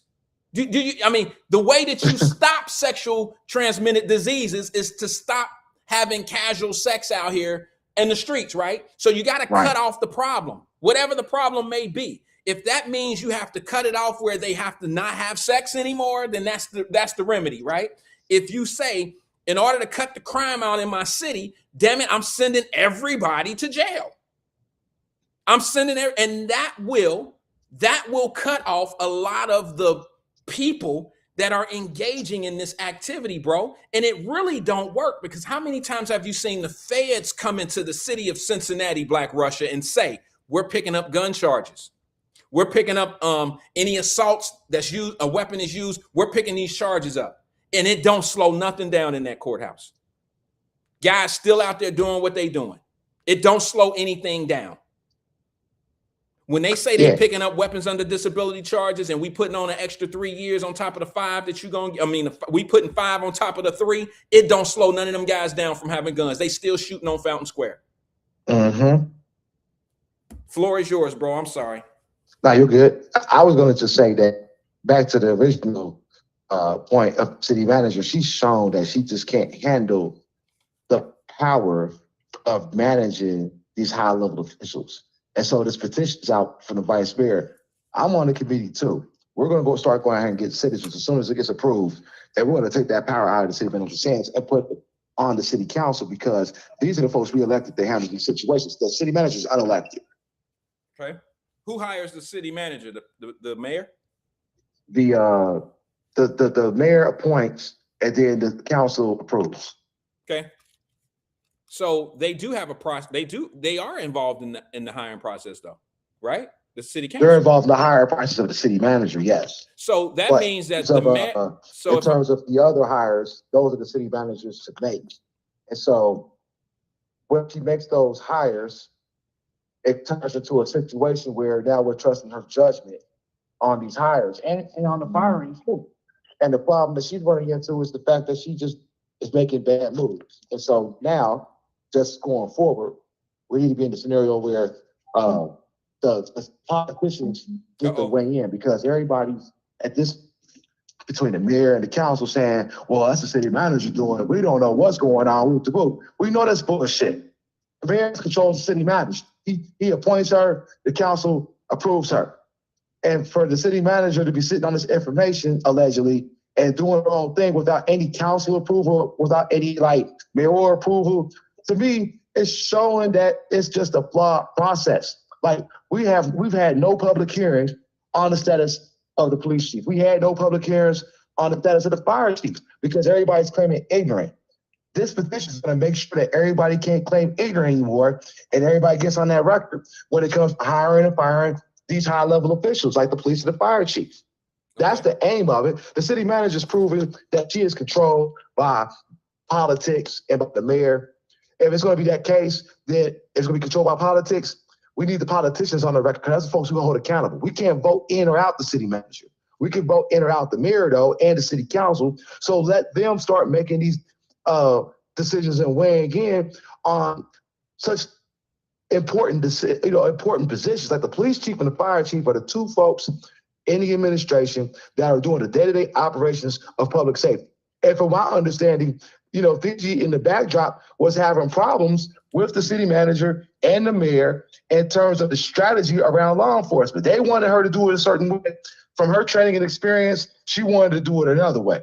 But she has people that she has to answer to. So we tried the city manager and the mayor's way, and we got the haywire bullshit going on. And now they want to be like, city manager, we need you to resign. She says, no, we're going to put you on leave till we find something to fire you on.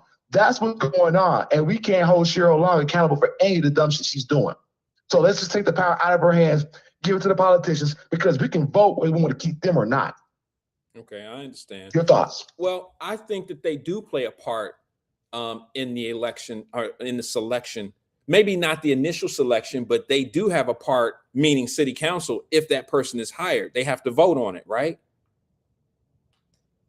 They don't have to vote on the police chief. They don't have to vote on the fire chief. So the city manager can just be asserted in by the choice of the mayor?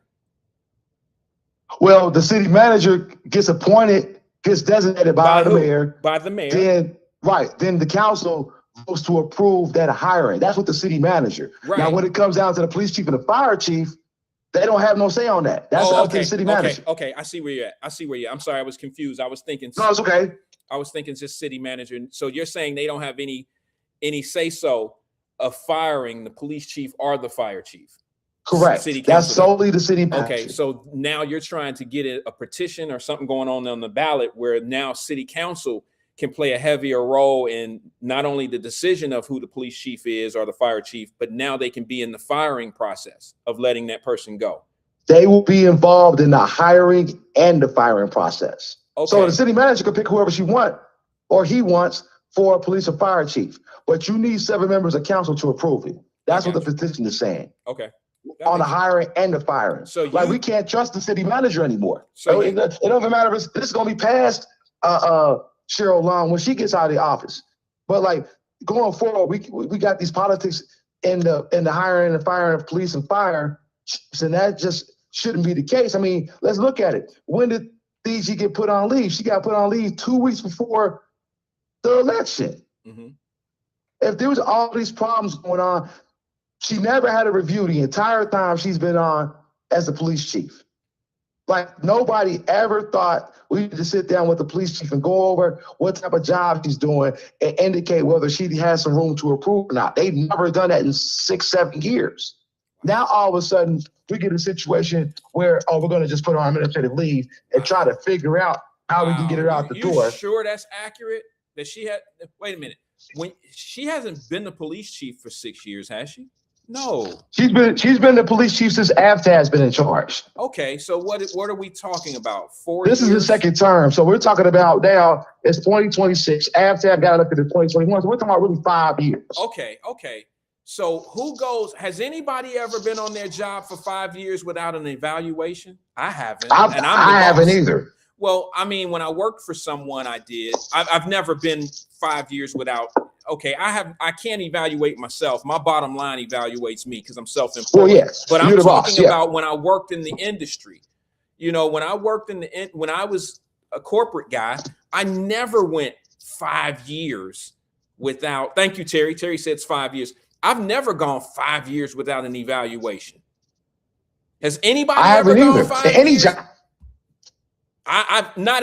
I mean, okay, I can see maybe and I don't mean this to down, you know what I'm saying? I don't mean this to be, okay, I can see a entry level job not being so, technical, and you know what I mean? I could see that. But I'm just, look, if Leroy is my my damn janitor, okay, of 5 buildings, I still do a yearly evaluation on Leroy, and he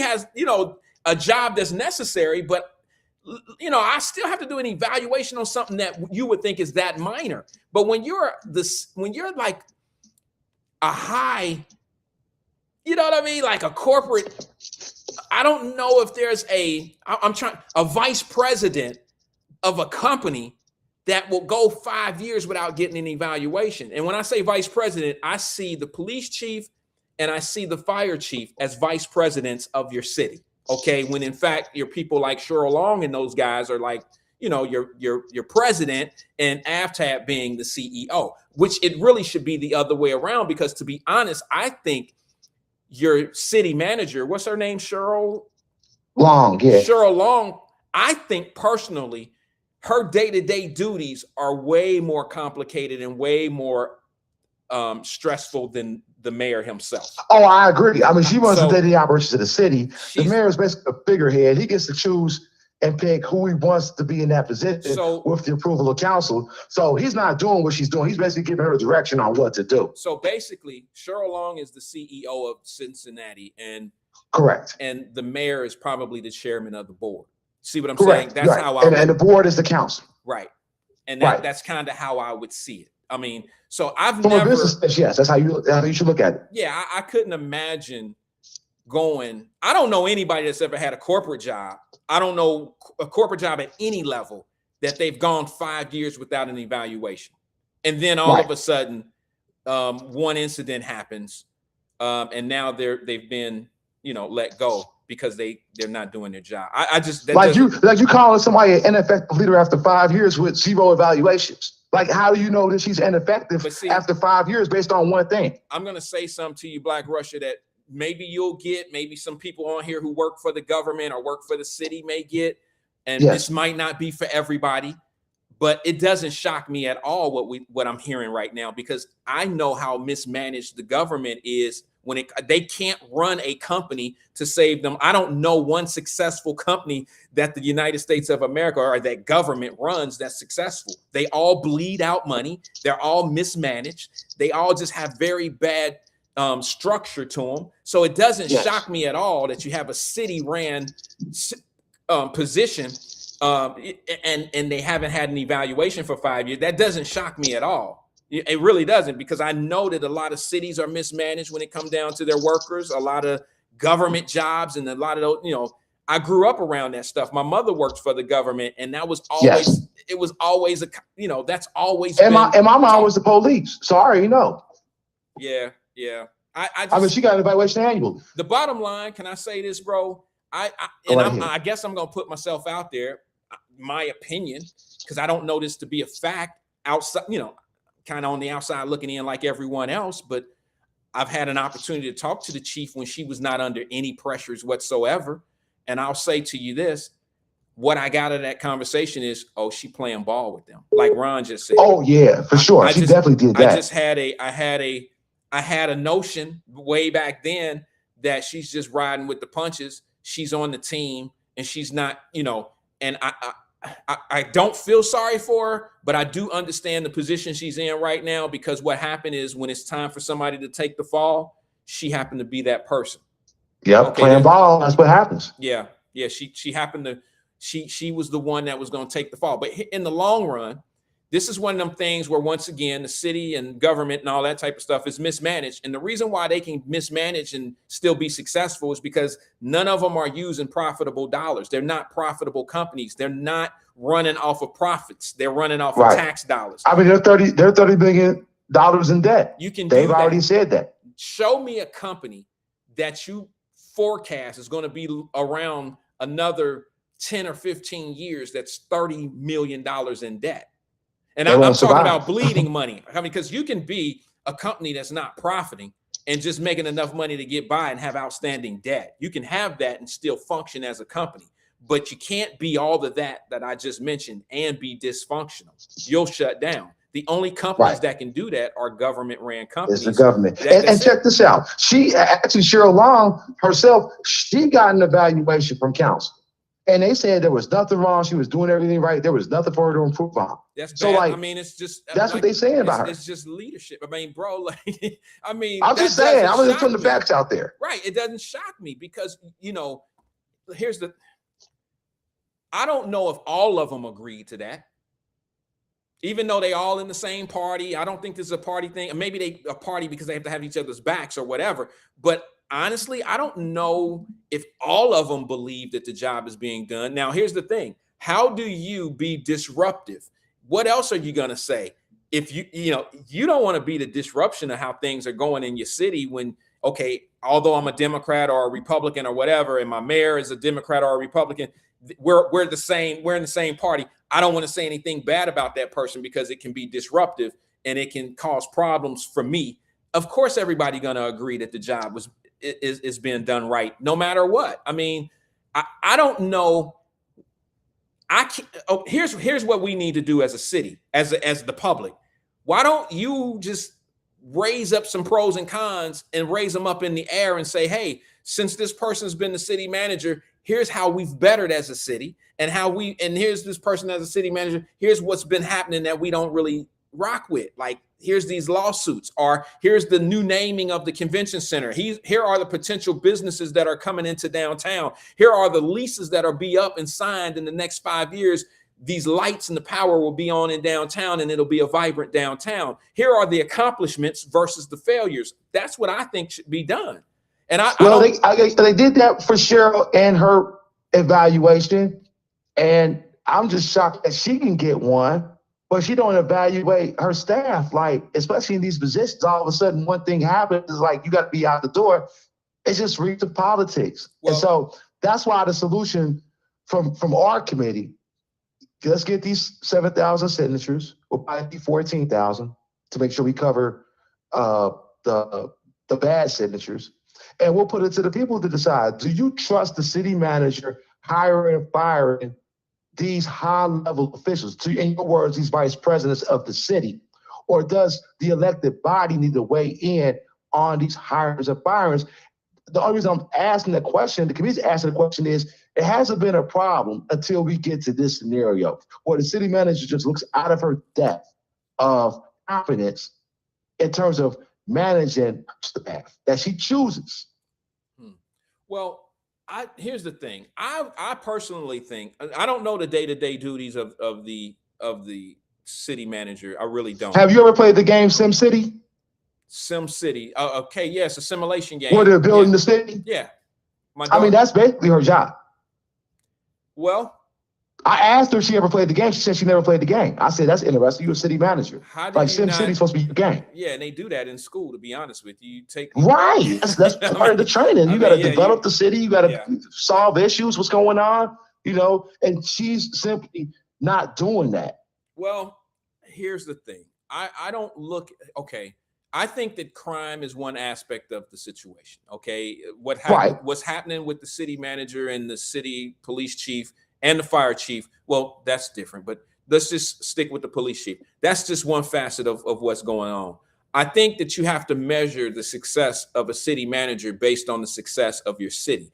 Is Cincinnati going in the right direction? Is it vibrant? I don't think it's fair to just select one area of all these different responsibilities that a person has on their plate and judge their success off one portion of it. That's not fair in my eyes. I mean, if I'm controlling 25 faucets of this city and I have one that's just really bad, and it might be a crucial one, a critical one, being safety and, you know, things of that nature, I still think you got to give it grace, because if everything else is working successfully or we're going in the right direction, you still have to judge based on your majority of things that are successful. That's how I would look at it. That's how I manage my business. However, Right, and that's fair. However, there are, you know, that's not me saying that everything is clean and good to go out of those other faucets. You know, that's not saying that. Right. I do Right. think that crime is definitely in the top 5 of the ones that have more power. If you break it down to a piece of pie, the crime and public safety, you know, your fire department and things of that nature have to be 45% of your pie. Okay, it may not be 50%. That's a little high. 45% of your pie is going to be the things that will help people come to your city and feel safe. You know, knowing that if something happens, fire and rescue is coming, things of that nature. You have to look at that type of stuff as a huge part of that pie, and all those Right. other responsibilities fill in the blanks of that pie. Whether it's Right. 5% here, 2% there, 5%, 20%. You know what I'm saying? So I do believe public safety is a higher portion of how you have to look at a person's evaluation. Now, I'm going to say this one last thing about that. I think, quite frankly, that one of the most responsible pieces of the pie, not having an evaluation of that person, is a derelict of duty. I agree. That's just my personal opinion. Now, that don't mean I hate anybody. That doesn't mean anything. But that's like me having my right-hand man who runs my company. I have 42 states that I oversee, and I can't do it all by myself. I have 7 people that do what they do. There's no way in hell I could let these 7 people, most of them been with me almost forever since I've been around, and 3 of them are older than me. Okay. But I would never allow them to just go 3 or 4 years without us having a conversation and going over how they're doing in their job and what I feel they can do better or what we missing here. And hey, you're doing great. There's no way in hell I can go 5 years without having a conversation with them or an evaluation. How do you ever give a job performance and give a raise? Are you telling me that this city manager never received a raise in the 5 years that they've been on board? I know that ain't true. The city manager definitely got paid. She had an evaluation. She got a boost. So but answer like this to question. your point, So she answer- never reviewed the police chief or the fire chief. She just instantly just went to the axe with them without telling them, "Hey, get better here. You're doing good there." Like that just seems like a natural part of business, even within government. I mean, like you're not reviewing these people. Probably because they're doing what you want them to do. Then all of a sudden some bullshit jumps off, and then all of a sudden they're scum of the earth. Like that's just not good business. How many evaluations has the city police officer had? I mean, police chief had? She has not had any since she's been the chief. Nor has the city manager. Just had No, the that city one? manager got one. Okay, so now that let we me know ask, so of. now let me ask you this, and I don't know if you know this, and I'm not going to hold you to it. Has the police chief had any raises in her salary since she's been the police chief? I'm not aware of that. Okay, maybe somebody could get that information, because I've never got a raise on a job without an evaluation. Yeah, I think she came in at 203,000. I think she stayed there. I don't know if she got a That raise don't or make not. any So I would sense. be lying if I said I do. I do know she's getting $203,000 a year, and she's probably gotten half that money in the last 6 months for doing shit. Right. Well, Stay at home. I don't know if even that position leaves you dormant in a salary in 5 years. I mean, we see it as good money. All right. But and it is good money. It's great money. But I don't think she started 5 years ago at 203, and 5 years later, she's still at 203. I would have to question that. So that might be a good one for you to look up. What money did the police chief come in on? I doubt it was 203. And I could be totally wrong, but I doubt it was 203 where she is 5 years later. But how do you ever get an advance? I mean, excuse me. How do you ever get a pay raise without an evaluation? How would that ever happen? See what I'm saying? Yeah. Have you ever got a I pay get it. raise on your job and they didn't sit you down and do an evaluation? You know, if you work at McDonald's and you started at $14 an hour and the boss come in 6 months later and say, hey, your 6-month probationary period is over and you flipping fries, your 6 months is over, man. We about to add that extra 50 cents on the hour. That's different. I'm reading it now. It looks like she started at 162. Okay, so if she starts, see in what I'm saying? 2022. Common sense here. Think about it. How do you start at 162 and end up at 203 and never have an evaluation during that time? Correct. How does that happen? Correct. Bad management. Exactly. And I don't care what the process is. It's not regular. They can do what they want to do, bro. They're obviously doing that. But anybody that has real leadership and understands how things work, you cannot give a promotion to someone or give a pay raise to someone and not sit down and have an official evaluation or even justify giving them that money without giving them some type of evaluation. Right. And see, like, okay, she started at 162 in 2024. At the end of the year, she got bumped up to 197, 133. So even since 2024 to this year, she's received almost a $6,000 raise. So like, why are we raising people's salaries when there's no evaluation to back up why did she even get a raise? Well, why don't you ask that to the gentleman, and I mean that respectfully, ask that to the gentleman that has all the resources of being able to sit these city managers and these mayors down in front of the people. They got a lot to say, but they don't say enough for everybody to understand. They say a lot to pacify the people and make you satisfied. I'm not saying they satisfy everyone. I'm just saying that these are the type of questions that can be asked. And you don't have to be cynical. You don't have to say anything bad. I just think that if Jack is at his job, okay, Jack on here, or Vernon, I don't think that they've ever sat down and just got a $6,000 raise on their job without having a performance evaluation. How does that happen?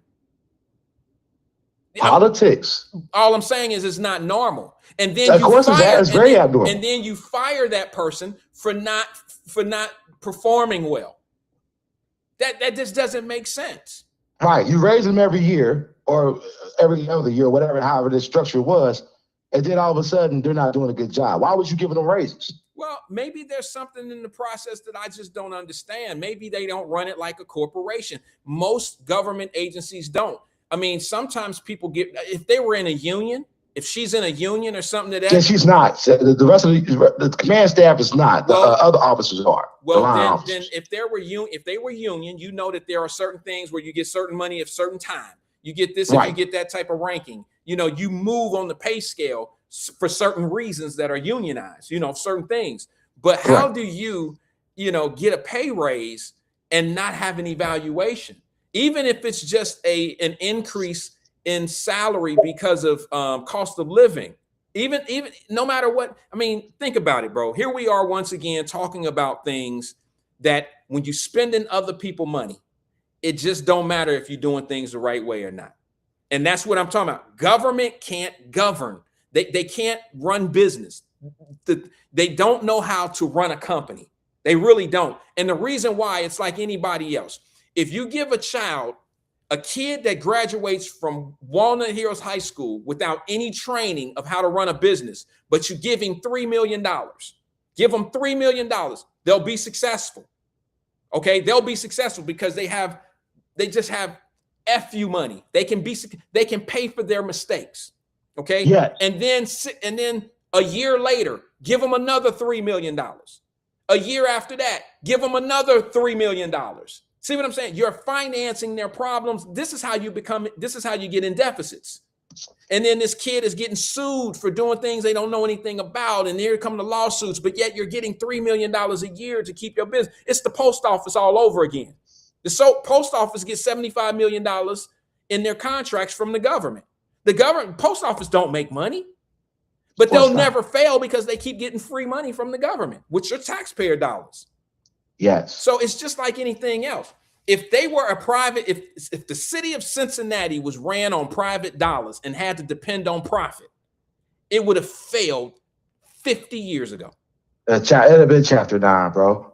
Oh, it would have been chapter 9, chapter 11, chapter 7, all of them. You know what I'm saying? All these government entities. All these government places that are that's sending all this money to these child care companies and these elderly daycare companies and all that. Yeah, paying medical debt. Absolutely, bro. The reason why they're getting swindled and getting beat is because it's being mismanaged up top. Okay, it's like they're sending all these, and the reason why it's able to be done is because it's taxpayer dollars, bro. That's why you see so many people in your city, instead of trying to become, I gotta be. That's cool. I'll end with this. Okay, I know you got to go and do your thing, but elections have consequences, right? So we look at what happened in 2025 during the election. Everybody got in there. The new Democrat got in there after I got reelected. And this is the government that we got. This is the government that we voted for as a collective. So really and truly, we're getting everything we deserve as voters because we voted for bullshit. And so we get bullshit. Now there's a group of citizens out here trying to clean up the bullshit, and we don't mind doing it because it's for the best interest of the city. We have to start checking these unelected officials. Otherwise, they'll do what you're saying they're doing. They'll throw money away because they know it ain't their fucking money. They'll flush this shit down the toilet, set it on fire, whatever they got to do to avoid accountability. And that's what Cheryl Long's doing. She needs to quit. She needs to be fired. She needs to be resigning because in the last 4 or 5 years, she has just been fucking terrible. So she's not going to do that, number one. Of course not. Nah, she ain't going to do that. There's no pressure to do that. And it's, now if it was pressure coming from her boss, that would be different. Or if it was pressure coming from city council, or right. And they said she's doing a great job. So there's no fucking pressure for that. More importantly, your activists, the people of your city who look for things from the city, they're not going to press down on her because she's given. Like, I don't, like I said, I don't know. You ain't got to say no names. I'll say it. Iris activism has been traded out for a paycheck. Because any other time, she'll be in the streets bullshitting, yelling, screaming about whatever the fuck's going on with the city. But her activism has been bought and paid for. So now her activism went from the people to the people at City Hall. Now she's doing active shit for Cheryl Long. Let me tell you some shit she's doing out here. But she's out here calling motherfuckers, telling them not to sign our petition. She's out here getting pictures of Fiji and other folks trying to associate the Republican Party with Fiji, with the petition. It's all fucking smoke and mirrors. And it really makes me uncomfortable and upset because she, at one point in time, was one of the best activists in the city. She sold out to the government for the purpose of pushing their agenda. And it's really sad. Okay. I hear your opinion. That's my statement. You ain't got to speak on that. That's my statement. Okay. But she's not the only contractor in the city. It'd be big money people. I'm talking about developers. I mean, there's things that, let me just use. Yeah, but she's the mouthpiece for that shit. Okay. Well, let me just use one. Let me give you something for your argument. 3C DC will never go against the city of Cincinnati, no matter how bad the environment is in the areas where their properties are, because the city of Cincinnati funds their business. So they don't care. And I'll give you a perfect example of what I'm talking about. Jeff Ruby and his group got into it with Property Management Group. They were trying to leave. Okay. Right. And they were trying to leave because the employees are not safe in those areas. So what happens is this: you're not going to get a development group. They'll rather settle and buy out Jeff Ruby and his group. They'll eat leases, right? They'll eat the lease. Yeah, they'll buy them out versus having a problem with the city because the city's financing their projects. You see what I'm saying? Right. And you're right. And you'll never have 3CDC out here saying the city's fucked up. Of course, you'll never have that. But the people who usually say the city's fucked up, like Iris, now all of a sudden everything's fucking hunky dory. Everything's cool. The city manager's cool. Everything's cool. Telling us some bullshit. I hear you, bro, but you can't. They don't do that. I hear you. They get their money. She's getting her money by advocating for bullshit. And I'm saying, when we get black folks like that, we gotta call them out. Otherwise, we're just putting our head in the fucking sand, saying all is well when we know it's not. I hear you, but all I'm saying to you, bro, that there's bigger contractors out there getting more money that keep their mouth shut. Of course, yeah, I get that, but but respectfully, Wyatt, it ain't about the other folks. It ain't about 3C DCs. It's not about the big business corporations because they're not out here saying one thing or the other. They're just getting their money. They're not out here saying the mayor and city council and the city manager's doing a great job. They're not even speaking on it. They're just cashing their checks. Meanwhile, you got a fake activist out here trying to tell black folks everything is cool. And like trying to set black folks up to not be advocating to petition their government. Like these are two different lanes. And I'm saying she's playing in lanes that normally she'll be advocating for black folks in the city, but now she's advocating for her goddamn self and for this incompetent city manager and this incompetent city government. I'm just saying we gotta name names on some of this shit. I'm not gonna blame 3CDC for getting their money. I will blame Iris for getting her money in exchange for feeding bullshit to Black Cincinnati. That's different. And that's accountability time for that. Okay. You know, that's my thoughts on Iris Rowley. I just think that there's a lot of people that are getting city money that are being quiet that we all should be paying attention to, because they're not exposing the things that they're, that should be exposed. They're not saying anything either. They're not saying I agree with you. I agree with you in the sense that they're getting paid for silence. I get that part. I'm not saying it's cool. That's what's going on in some cases.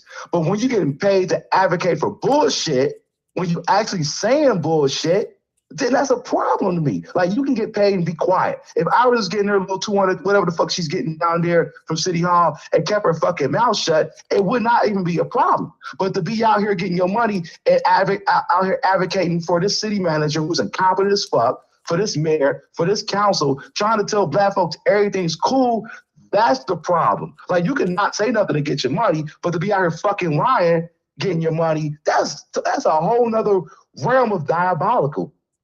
I hear you. All right, Black Russia, I gotta go, man. Right, brother. I appreciate your have a good evening. bro. Have a good afternoon. Thank you. All right, brother. There's a lot.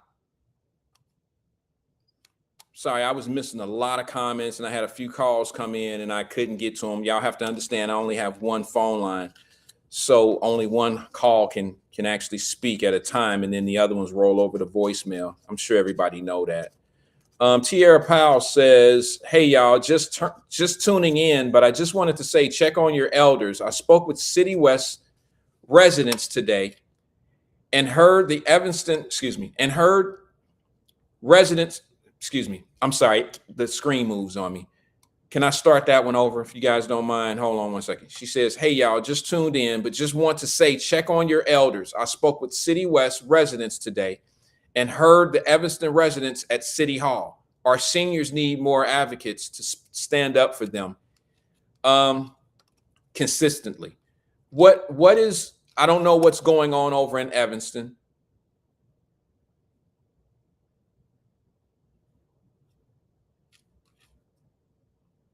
I don't know what's going on over in Evanston. Did you say the City West? I spoke with City West residents today. I'm not sure what that is. Tierra Powell, feel free to either call in or put it in the screen. I don't know what's going on with the elders. Is that the situation about the rent money? I read a story about a manager stealing rent money in one of the residence halls, and I thought it was an elderly building. I'm not quite sure. Let me go to the phone lines. Maybe I can get some answers on that. Good afternoon, caller. This is Wyatt. Who am I speaking with? Hi, Wyatt. It's Tierra Powell. How are you? Hey, Tierra. How you doing today? I need some bells and whistles. It's my first time actually calling in. Shit. Let me see what I got here. All right. What's good with you? Thanks for calling in. It's good to hear a new voice. What's happening? No problem. I just want to give context about what I just put in the chat. So, like a lot of people know, City West, there's a proposal for selling certain parts of it. And so I went down there on behalf of Habitat today just to give people another option. And a lot of the people, unfortunately, were seniors who, Habitat may not be the best option for them to come build a new house. And so it was just disheartening. I think a lot of times what we see in the community is you have all these, and I'm using air quotes, advocates when stuff is hot in the news every day and they come down there to help them. But now that it's not in the news every day, these people are really struggling with trying to figure out what their next phase is, where they're going to go, and what's going to actually happen. And then in regards to the residents in Evanston, they had and again, these are seniors, were giving blank money orders to a property manager who clearly were writing them to himself and took the money. So they're facing possible evictions. I know CMHA is trying to work with them, but that's what they're complaining about, basically property managers. So are these folks, let me ask you this, because I'm glad I'm speaking to someone that actually feet on the ground in that situation. do these people who paid this property manager do they have proof that they paid this person? That's what they have been asking for them to do that. Some people, they do have the receipts for the money orders, but like most people, if you still pay money, you should probably throw them away and not meaning to. Some people have been able to prove it though. Yeah. It's not hard to tell. There have been a few that have not been able to. Okay. Now, here's one of the things that concern me. If this particular property manager had a bank account and was deposited in those bank accounts, it's very easily traced. Okay. But then you have these check cash places that will do things for little or nothing, and I hope they get caught. Okay, it's usually these little underground places in our communities. I don't want to put a certain name on them. You know what I mean? It's people that don't look like us, but they come and open up shops in our communities. I'll say at the Arab stores, but okay, go ahead. Okay, I have a little bit more diplomacy because I have a little liability here. You know what I'm saying? So I have to do it that way. But that being said, sometimes those guys will cash a check or a money order that's $100, take $20 out of it and give you $80 without any ID or anything. And now, absolutely, you see what I'm saying? So it's going to be hard to trace that money order to the person that they want to, who they know actually stole it. Okay. So that all being said, I'm just concerned. I mean, they have enough residents to see the pattern. Sometimes you can get a conviction, or you can even get an indictment without a smoking gun. If there's enough consistency of a crime, you don't always need a smoking gun to get a conviction or an indictment. An indictment first, of course. So my question is, how many residents over in that area are facing this eviction because of the theft of their money orders? Do you know? Oh, I would be lying if I gave you the exact number. Just give us a guesstimation. I can tell you down at City Hall today, there probably were about 20 or 30 of them from Evanston. Yeah. I know there's another apartment building in Norwood that's going through the same thing, but obviously that's outside the city. Yeah. Okay. And we're probably talking about subsidized rent. So we're not talking about them writing $600, $700 checks for rent. We're probably talking about a portion, like 30% of their income, or maybe a fixed rent. Has anybody announced the dollar amount that's missing in that elderly building? Like, okay, there's $6,000 worth of payments that's not. Do we have an eviction total? But I can expect that to come, because I would, and this is just me making a bunch of assumptions. I would assume that, I know that there's probably some criminal aspect to this, so I'm sure that they're going to investigate this, because I'm sure, again, this is not a one-off situation. Like, he didn't just do it this month, you know what I'm saying, or allegedly do it this month. That has probably been happening for a while. Probably just is probably usually when people steal, I feel like you see them in the community and they get away with it, so they start to do it more. So I'm sure there has probably been signs, and it probably take them a while to get the number. Well, how long does it? Well, I know how long it takes to get in eviction court. So he couldn't have done this for very long, because the ledger, unless he was messing with the ledgers.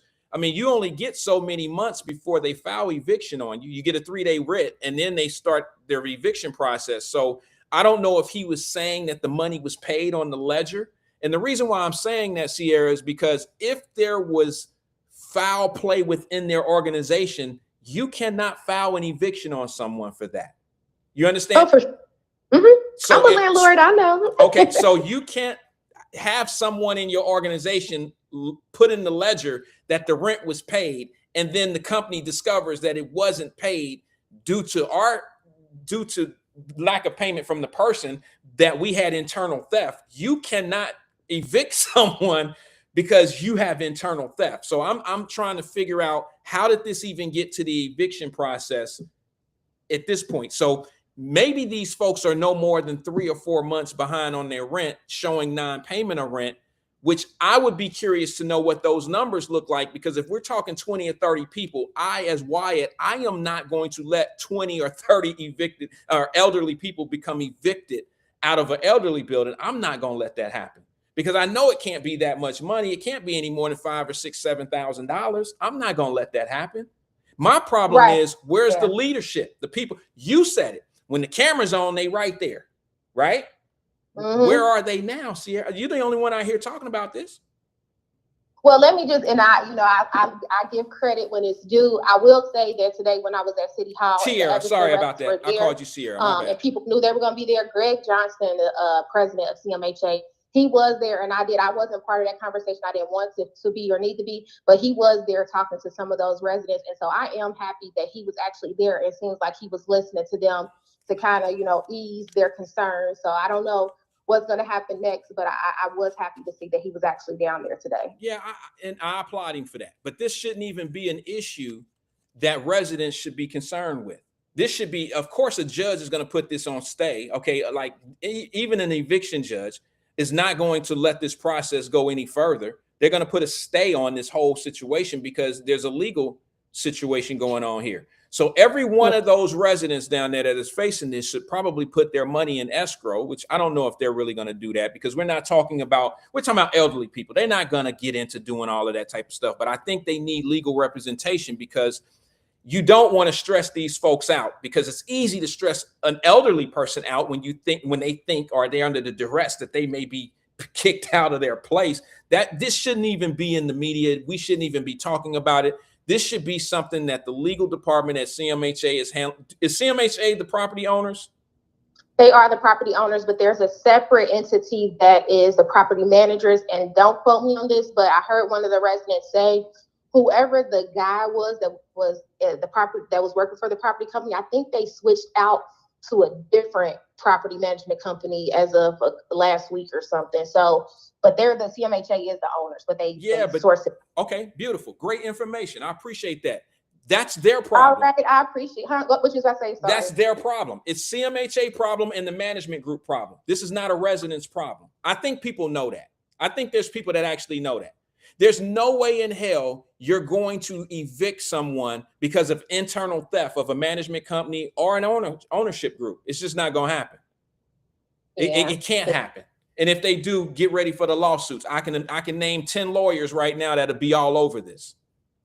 Yeah, and I'll say all this, and I'll end with this, is again, people just need to reach out to the elderly and their family, because one of the things, Wyatt, that I see is that these elderly people are down there fighting for themselves, or, trying to fight for themselves. And if they have younger family members, a lot of times you can't get stuff over on older people who have a support system. And you can just tell, fortunately, a lot of them don't have a support system, because to your point, some of them, it's hard for them to get out everything that they need to say in 2 minutes at City Hall. If they had a granddaughter or a grandson or a son that advocated for them, I think it would just make their lives so much easier knowing they can have somebody trustworthy fighting for them. Right. That makes sense. Hey, Tierra, I called you Sierra the first time. My apologies. Okay, That's sis. Okay. I appreciate you calling, giving us some update and giving us some information on that. It's much appreciated.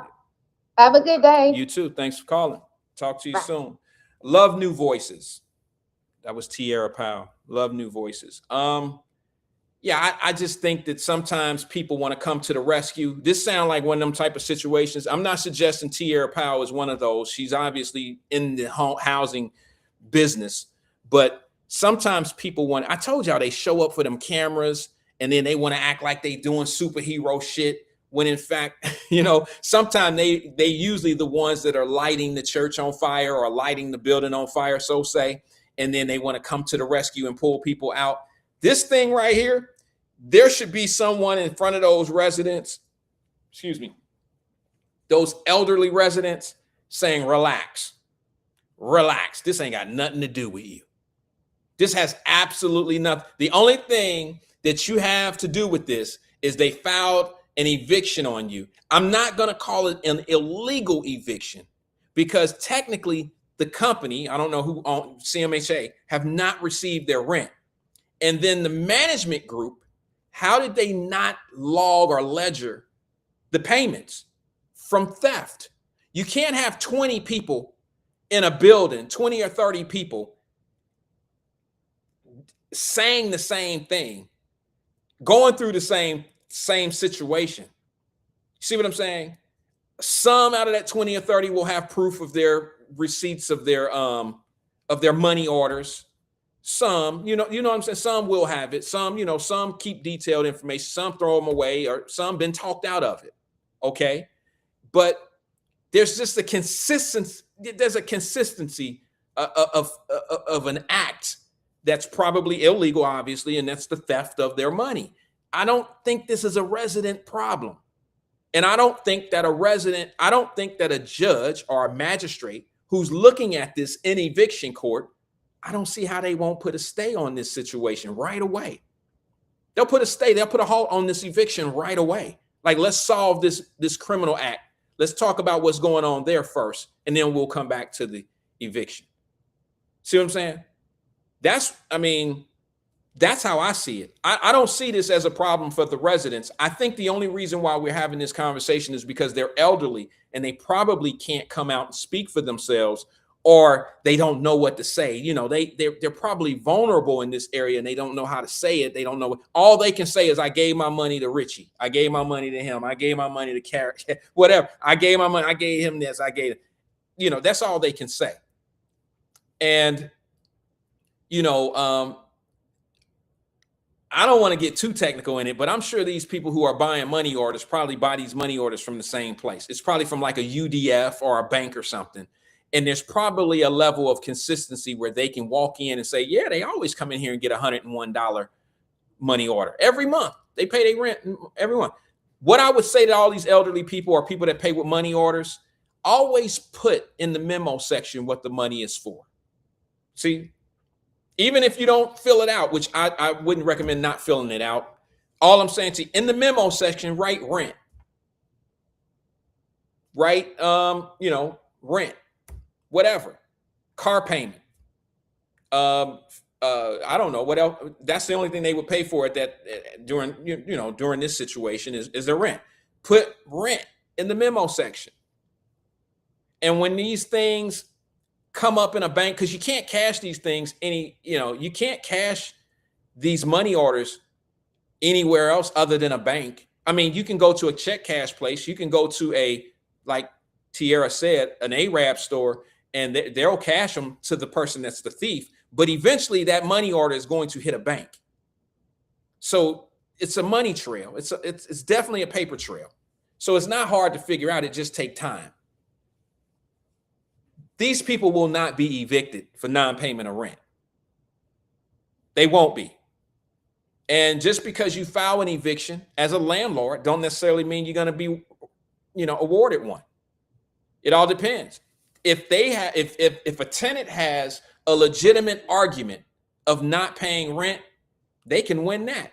If they have a legitimate argument that I paid my rent, but they didn't log it, they may not necessarily need a receipt showing that they paid the rent.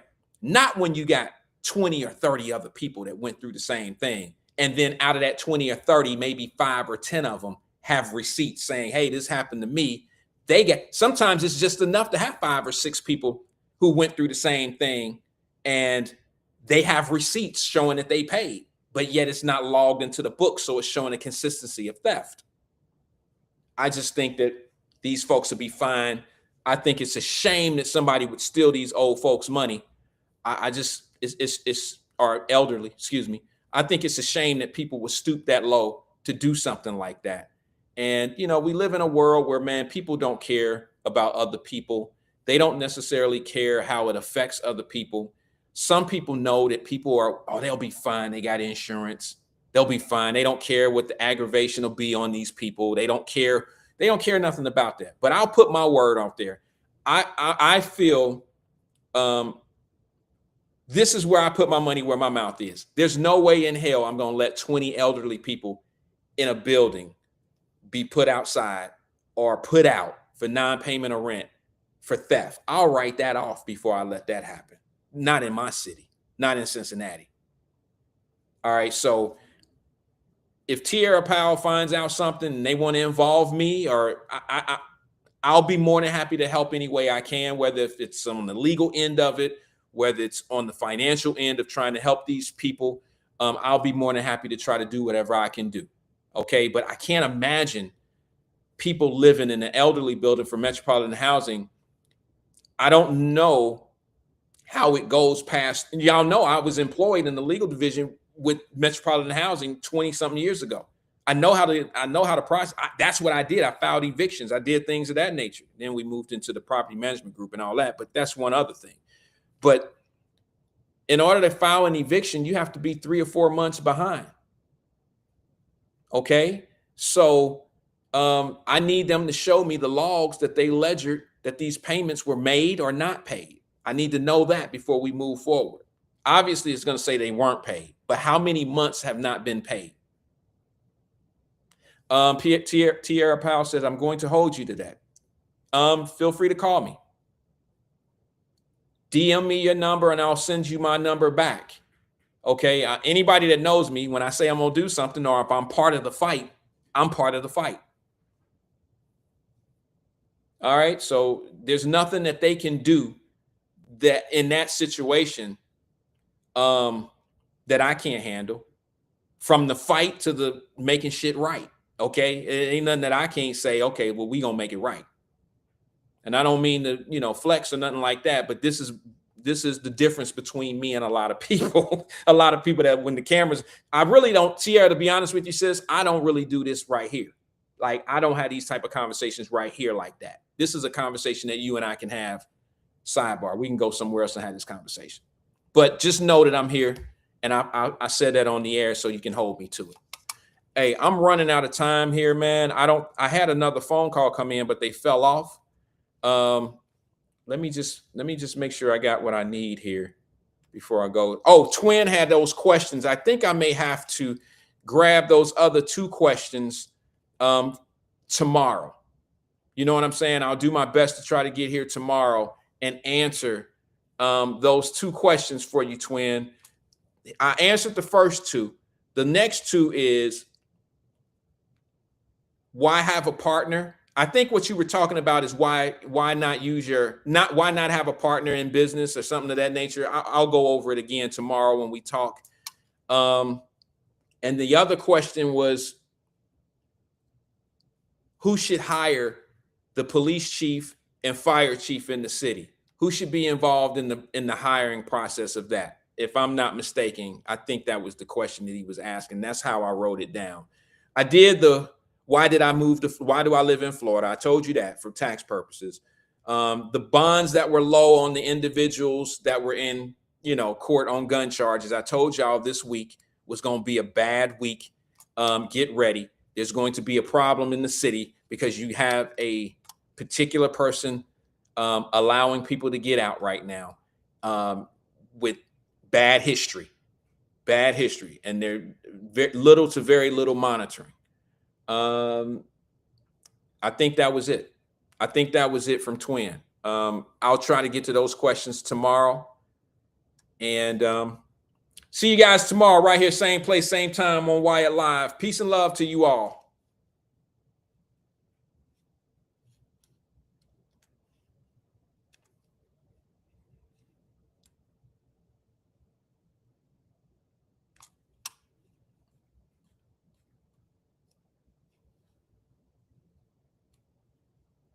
I'm just reading a couple of comments before I get out. Okay, guys, I'm sorry, because we were talking about